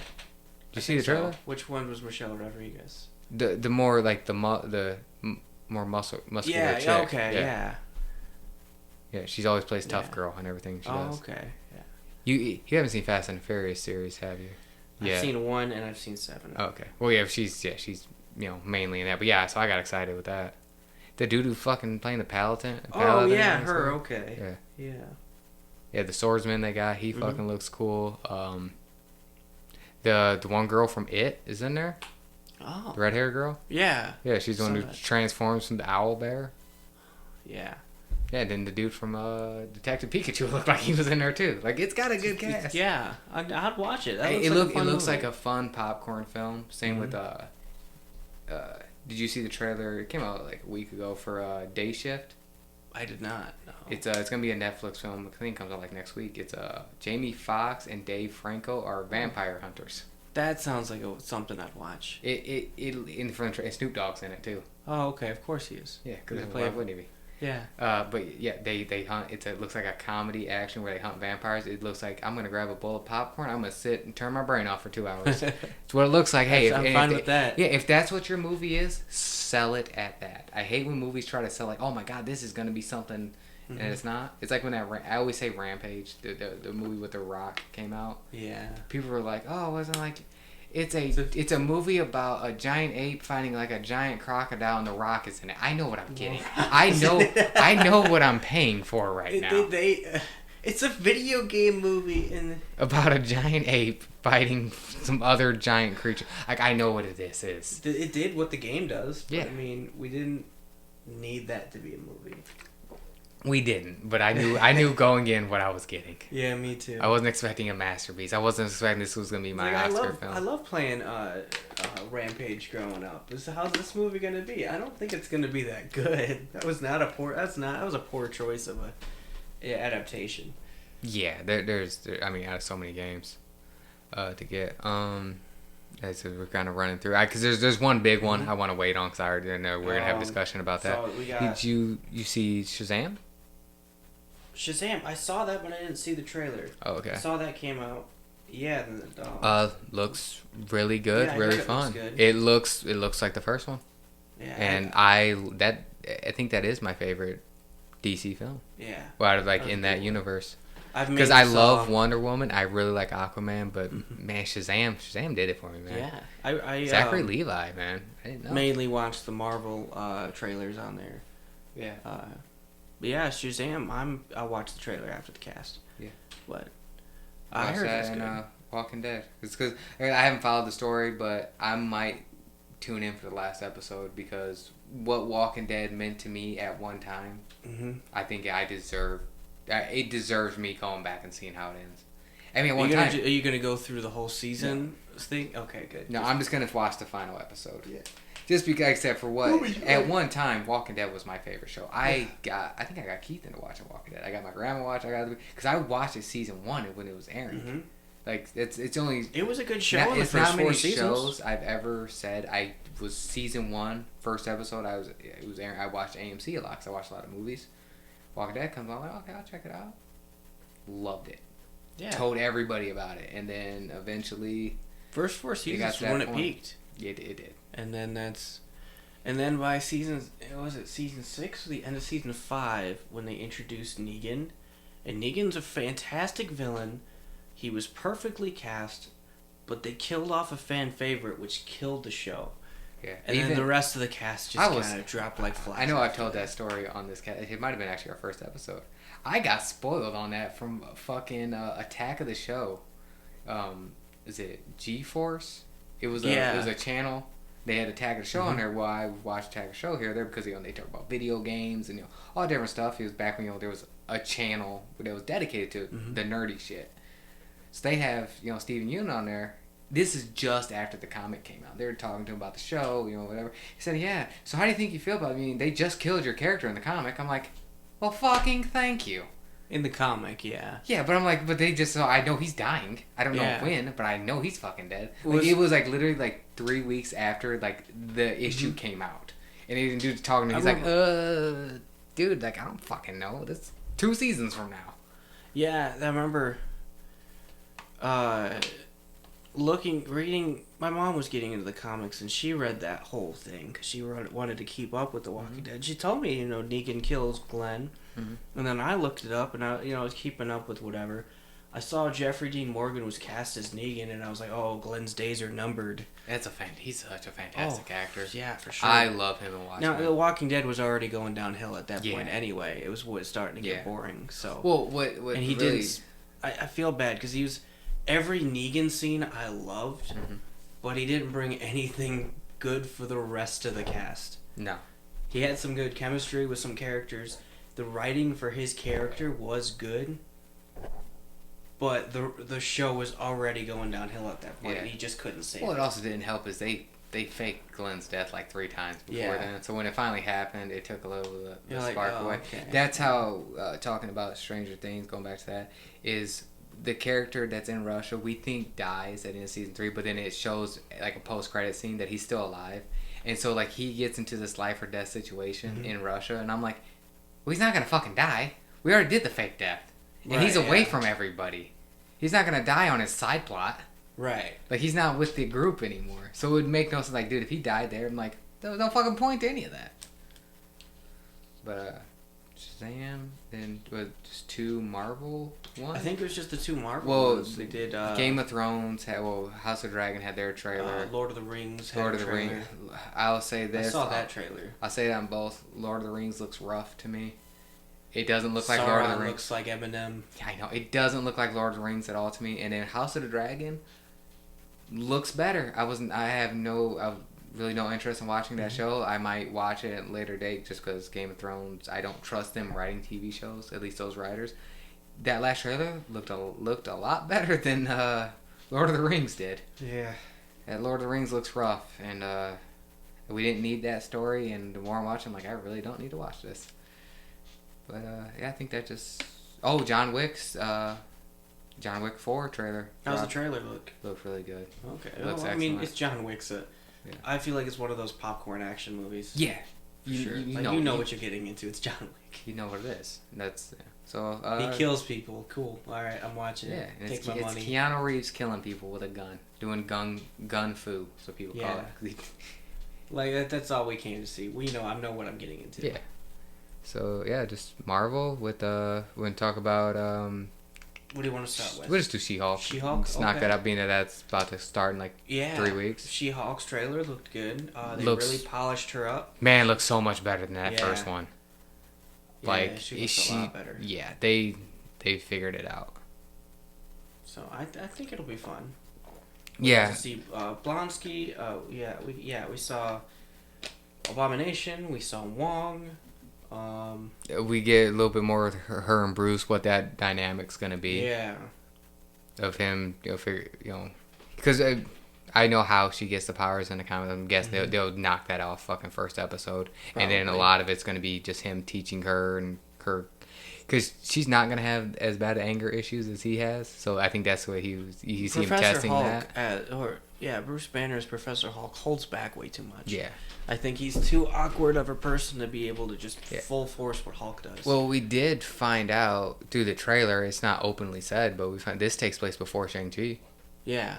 Because we're still dealing with Professor Hulk, and then that looks like this is going to be where Wong gets Abomination. Mm-hmm. And that all takes place during Shang-Chi. Yeah. Because at the end of Shang-Chi, remember, he's not Professor Hulk anymore. Right. So it's interesting to see where that goes. Something's going to happen. And then we're going to see a lot of the legal stuff, which that's what her character's known for. I'm very excited for that. And then we get my boy at the end. We got Daredevil. We didn't see Daredevil full costume, but we got to see him. He's wearing a black and red costume. Yellow and red. Is it yellow? He's got the yellow suit. Okay. One thing that really bothers me, and I brought this up before the cast, is you can tell it's clearly just a CGI suit. Yeah, it's a CG suit. And it bothers me because he was never CGI in the Netflix show. I'm hoping they fix it, because I mean the way they fixed She-Hulk, I'm guessing they're fixing something, or maybe that was just they might be shooting somewhere where it's CG and it kind of blended over to him, maybe because it's dark. Maybe when we actually see the scene, he's actually wearing the suit, or unless they just did that for the flip. I'm hoping it's just for the flip. Yeah, and then when we see him, he's in costume. And then the show did very little CG, so I'm hoping they don't CGI his scenes. Because, CG just doesn't work for Daredevil. No. I mean, one of the best Daredevil runs I actually gave you, which you should definitely check that out, that Mark Waid run. I got 7 volumes down there. I gave you that. Okay. It is fantastic. If you want to just see Daredevil being a street hero, there it is. Which is what he is. He's good. Yeah, good at that. Kind of want to see the Matt Jennifer lawyer battle. Yeah, I'd rather see those two fight in court than fight on a rooftop. You know, if that's what this season gives us, I'm perfectly fine with. I want to see it. Okay with it, honestly. Yeah, I want to see it. I think everybody wants to see it. Yeah. That's one of those few times where people are like, you know, you guys ain't got to fight. I'd rather see you guys do a court yeah, battle. I want to see these guys argue. Who am I rooting for? The sleazy lawyer or the other sleazy lawyer, even though they're not sleazy, but still. Yeah. The green one or the blind one? Yeah. But I don't see them ever going at it because they're both defending attorneys. Yeah. Neither of them is prosecuting, so they can't go at each other, but they could be a part of the same legal team, which is fine. Only thing I could think is maybe who someone's representing is suing somebody else that somebody else is representing. So it's more of a domestic, maybe not domestic, but a. So in the trailer, Emil Blonsky was gonna be Jennifer's client, and she goes up to her boss and says, "I can't take this client because of what he did to my cousin." Yeah. They're like, "Okay, what if that case gets passed on to Nelson and Foggy, or Nelson and Murdoch?" Yeah. Nelson and Murdoch, whatever, or just Matt Murdock takes it over. That could be. Well, okay, because he could take that case. Well, here's another thing too. I don't know if they'll do this because being that the whole New York and it looks like we're in California. Mm-hmm. Well, when Abomination does this whole thing, it's in New York. It's in Harlem. Right. So that could be what brings. It could be people suing Abomination or something like that, being that's a New York thing, but he's in California now, so he's represented by a She-Hulk that's from California. Mm-hmm. You get what I'm saying? Yeah. Because that's the only thing is that they're from different states. So I'm curious how they do that. Yeah. Though. I just hope it isn't just a cameo at the end, unless we get Matt Murdock throughout the show. And then you see Daredevil later. Yeah, I'm okay with that. Because it's one of those things that we all know, and we're just waiting for it to happen. Well, we know he's in the MCU from No Way Home. Just show him in She-Hulk. It'll be fine. I'm way more excited now than I was after that first trailer. Because it looks so much better. He does. Yeah. For sure. So I think that moves us on to our last one, unless you got any final thoughts on She-Hulk? No, I'm soon. excited to see it. I can't wait. What was the other trailer that just came out for Marvel? I know what it is. I'm just waiting to see if you... Oh, Black Panther 2. Man. That was it. It hit the feels, man. Right off the rip. It hit the feels. It was good. They really did a nice tribute to Chadwick Boseman's T'Challa. Mm-hmm. I'm glad they're not recasting him. No. I wouldn't be against them doing it if he hadn't have gone the way that he did. If he had... Okay. And if he would have... If it had been something more discussed... If he had gone... Say, the only way I would have been okay with a recast is if they had only done Civil War. Yeah. And they needed a Black Panther for the movie. I would have been okay if they recasted him through that. Or my thing as their... But if he would have... With him being in 3-4 movies by now, I'm fine with them just passing him on. Yeah. Well, it's the only way I say if he was still around, when stuff was going on, he knew he physically couldn't do it, and they talked about recasting, and he gave a thumbs up. If he gave some sort of approval, or if he would have recommended somebody. To my understanding, he never told Marvel anything. No. Because for instance, he was sick during most of it, but then after filming, it just fucking hit him hard. But yeah, it looks like we could see the funeral. We get that, the white garb and that, and we get some Namor, which you do get some Namor. I'm interested to see is how they're doing that. It looks like they're doing some sort of sea exploration, and that's what's going to bring him in, because we see them going into the water, because at least from what we know, Wakanda's not on the ocean. Yeah. And the only reason Namor attacks Wakanda in the comics is because they're looking for Hope Summers, and he goes there looking for her, and he just kind of because Hope Summers is. it's one of the fucking.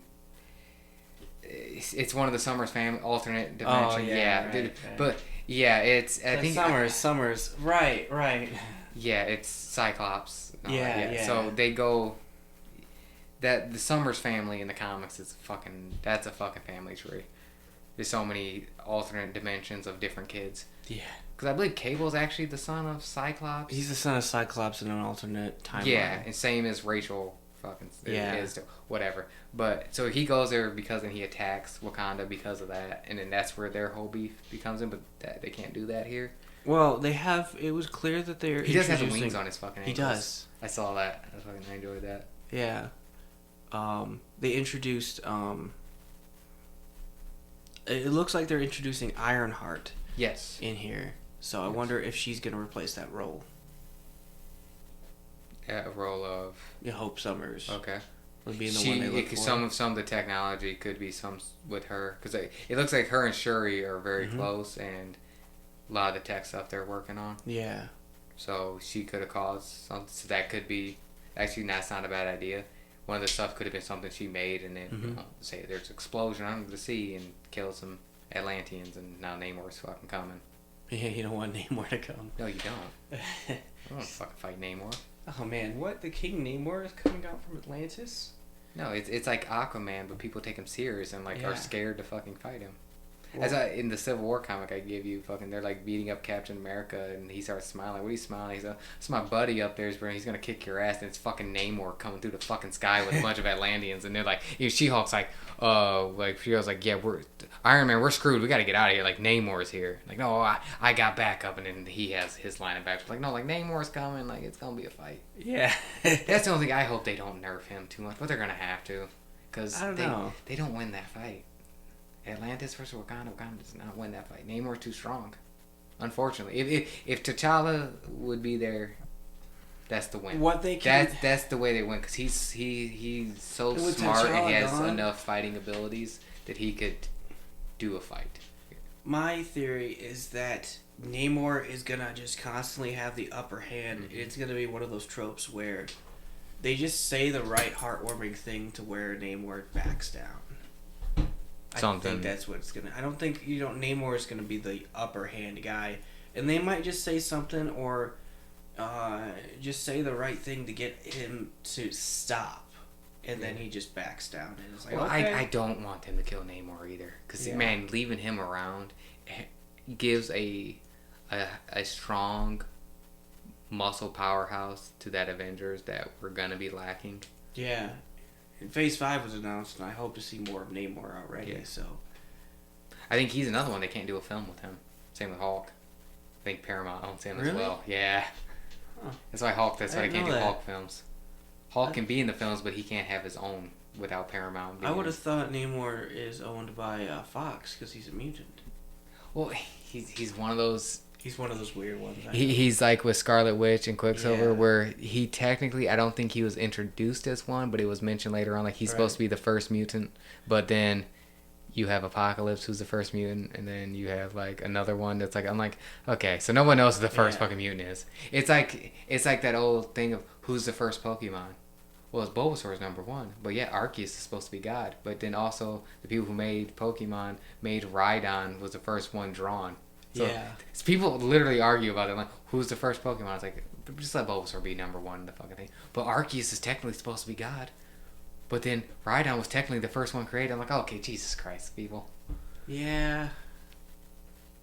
Actually, it might not even be Paramount. I think it is Paramount owns him as well. I'll have to look that up. But yeah, dude, Angela Bassett's fucking line in the trailer, where she talks about her whole family's gone. You know, what else? Because she had like, oh man, she's a phenomenal actress. She didn't get to do a lot in the first one. Like I said, I've already, you and I already discussed what my theory on that is. I think they're gonna think Shuri dies, and that's when that speech is gonna give. But then she's gonna pop out. I believe that's her at the end in the Black Panther suit. And so, and then we talked about, Michael B. Jordan's supposed to be back. I think they're gonna do, instead of talking to T'Challa, it's gonna be her talking to him. Yeah. And I'm interested in what advice Killmonger could give her. Pretty much like, if he regrets some of the stuff he did, which I believe he had to, at least the way he went about some of the stuff that he did. I don't know if he regretted anything. He didn't seem like the type to regret. But I think we'll looking back on it though, with him being dead, it's like, man, I probably should have did stuff a little bit different. 'Cause I think he was fine with some of the stuff he did, but also like, if he goes about it a different way, he would have gotten a lot more done. Yeah. He'd been way more effective doing things a different way. Sometimes you can go in guns blazing, and sometimes you can't go in guns blazing. And him, that's what I wanted from What If. I wanted to see him and T'Challa working together, like just to see where that would have went, and then no, they just made him a bad guy. Yeah. But yeah, November 11th. Man, it looks so good. Like I said, I got a little emotional for like, I didn't tear up. I was like, man, this is. They did announce all. Kevin Feige went up there and announced all of Phase 5 that what we're getting. Getting 2 more Avengers movies. Yes. The Kang Dynasty and Secret Wars. I'm excited for Kang Dynasty. I don't know about Secret Wars. I just don't know how. I want to see how they do it. Doing?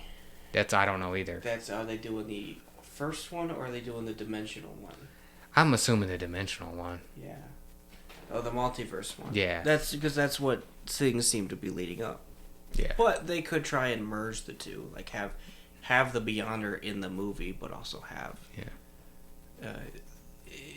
Yeah. My guess is just to get the verses together. I think by the end of it, that's when we're getting the X-Men. I think, like I mentioned before about bringing the universe together, I think we're gonna get a universe that already has mutants, to possibly Inhumans, to possibly a Fantastic Four. It's gonna come together by the end of it, and then we're now mutants are just here, Inhumans are just here, Fantastic Four are just here. Leave it at that. I think that's what it's gonna be. I still am gonna say that Spider-Man's gonna be a part of the Future Foundation. He's gotta get to school somehow.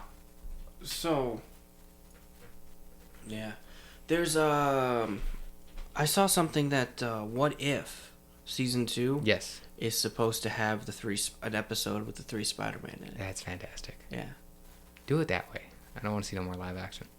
I loved it. I just don't want to get tired of it. You know what I'm saying? Like, yeah. If you're gonna do it the What If. It's supposed to be a No Way Home What If episode, basically. It should just be all 3 of them hanging out, like stopping some petty thieves and eating donuts or something. Something stupid. The What If I want to see is what if the villains came through? Yeah. Or we got a little bit more information on Spider-Man freshman year, which is confusing everybody.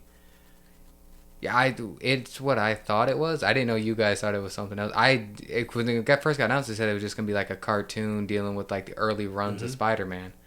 I didn't know people thought it actually had something to do with the movies. They're saying Marvel is. I haven't seen anything from Marvel. I'm seeing things from people saying that Marvel has confirmed this to be canon. Yet they're already saying that Norman and Harry Osborn are going to be in it. We're going to get a whole bunch of Spider-Man villains. Like I said, I always thought it was like supposed to be like the freshman run in the comics. Like it was supposed to like take the early stuff, and that's what I thought it was. That's what I'm hoping it is. Yeah. So it's not. It's being advertised very weird. Yeah. I feel like it's being advertised similar to Morbius, where we don't know what's happening. I actually watched that. You watched it? Oh What'd my you think? God, that was 2020 New Warriors, man, dude. Fuck, that was a rough watch. Yeah. I watched it yesterday. The action was good. That's it. It was good until the final fight scene where it seemed like I couldn't tell what the fuck was happening. Yeah. God, that was so fucking dumb. They did not build up that villain well at all. No. Like I was telling my cousin, the way they should have did the villain was have him a little bit more involved on like what the research was. No, he just walked in and then just took it. Yeah, I'm like, and it's so built to where you would start to see kind of a rift between them. No, he went, I'm bad now. Yep, and then immediately went there instead of like no, like we still should have to take this or whatever. See the rift, and where he takes it, or possibly he was on his deathbed dying, and Morbius gives it to him as like a last resort, and it just doesn't go well with him. And then he regrets giving it to him. I'm bad now. Yeah. I'm killing the nurse. Yeah, that's so fucking stupid. God, that acting was rough. Jared Leto's not a good actor. I don't care. Anyways, at this point, I'm like, dude. I couldn't tell. Are you trying to be funny or are you just trying to be a hero? Sometimes he was acting real hero-ish, but then he walks up onto those money fraud guys, money laundering guys, like, oh, he's trying to do the whole comedic anti-hero thing. Yeah. But I was like, you did nothing comedic before. What? Another thing, they're printing a bunch of fake money. One dude only has one knife. Nobody has a gun. So he pulled out the one knife. He stopped and they just left. They just left. Counterfeit money, millions of dollars sitting there. And you guys like, oh well, he beat the guy that had the knife. He beat the guy with the knife. He crushed his hand. Yep, that's it. It's over. We're not even gonna attempt to fight this guy. I'm like, what the fuck is that? And I feel bad for Tyrese and like the detectives. They added nothing. Yeah, no, they didn't. Yeah. Like what the? Oh god, that movie's so fucking bad. The detectives added nothing to it. You don't even talk about the final scenes. That's not going anywhere. There was a big plot hole in my head, and I can't remember what the plot hole was that I didn't like about the movie. I mean, other than the whole movie. Yeah. There was like one plot hole that really bothered me for a minute, and I can't remember what it was. I didn't even realize when he introduced the boy at the beginning that he was rich. I guess he said he was funding the entire thing. So apparently, this Matt Smith's character turns bad. Apparently, he comes from a rich family, where he's got a lot of money. Oh. I don't know how. It's not explained. Yeah, that's not. There's a lot not explained to that fucking movie. Like, stuff's just happening, but it's like, and their disease doesn't quite make sense to me either. I was just about to say the disease did not make sense because it was constant blood transfusions, but that's just not possible. Well, yeah, well, not only that, it looked like it was a physical. It's like their bones and like muscles. Yeah. You just changing your blood doesn't help that. Yeah, you know what I'm saying? Like a sickness thing. Yeah. Yeah, it's like I'm trying to think of like a really physical, like MS, something like that would mess with your muscles and that. Just having a blood transfusion doesn't stop that. He made artificial blood, but he can only drink so much of it. Yeah. It's fucking bad. Alright, I think that leaves us off then. Yeah. Ooh. Actually, the episode went a lot longer. I thought it was just two of us. Yeah, I know. Something else. Guys. Well, thanks for listening. Yeah, thank you for listening. Yep. And we're off. Yep.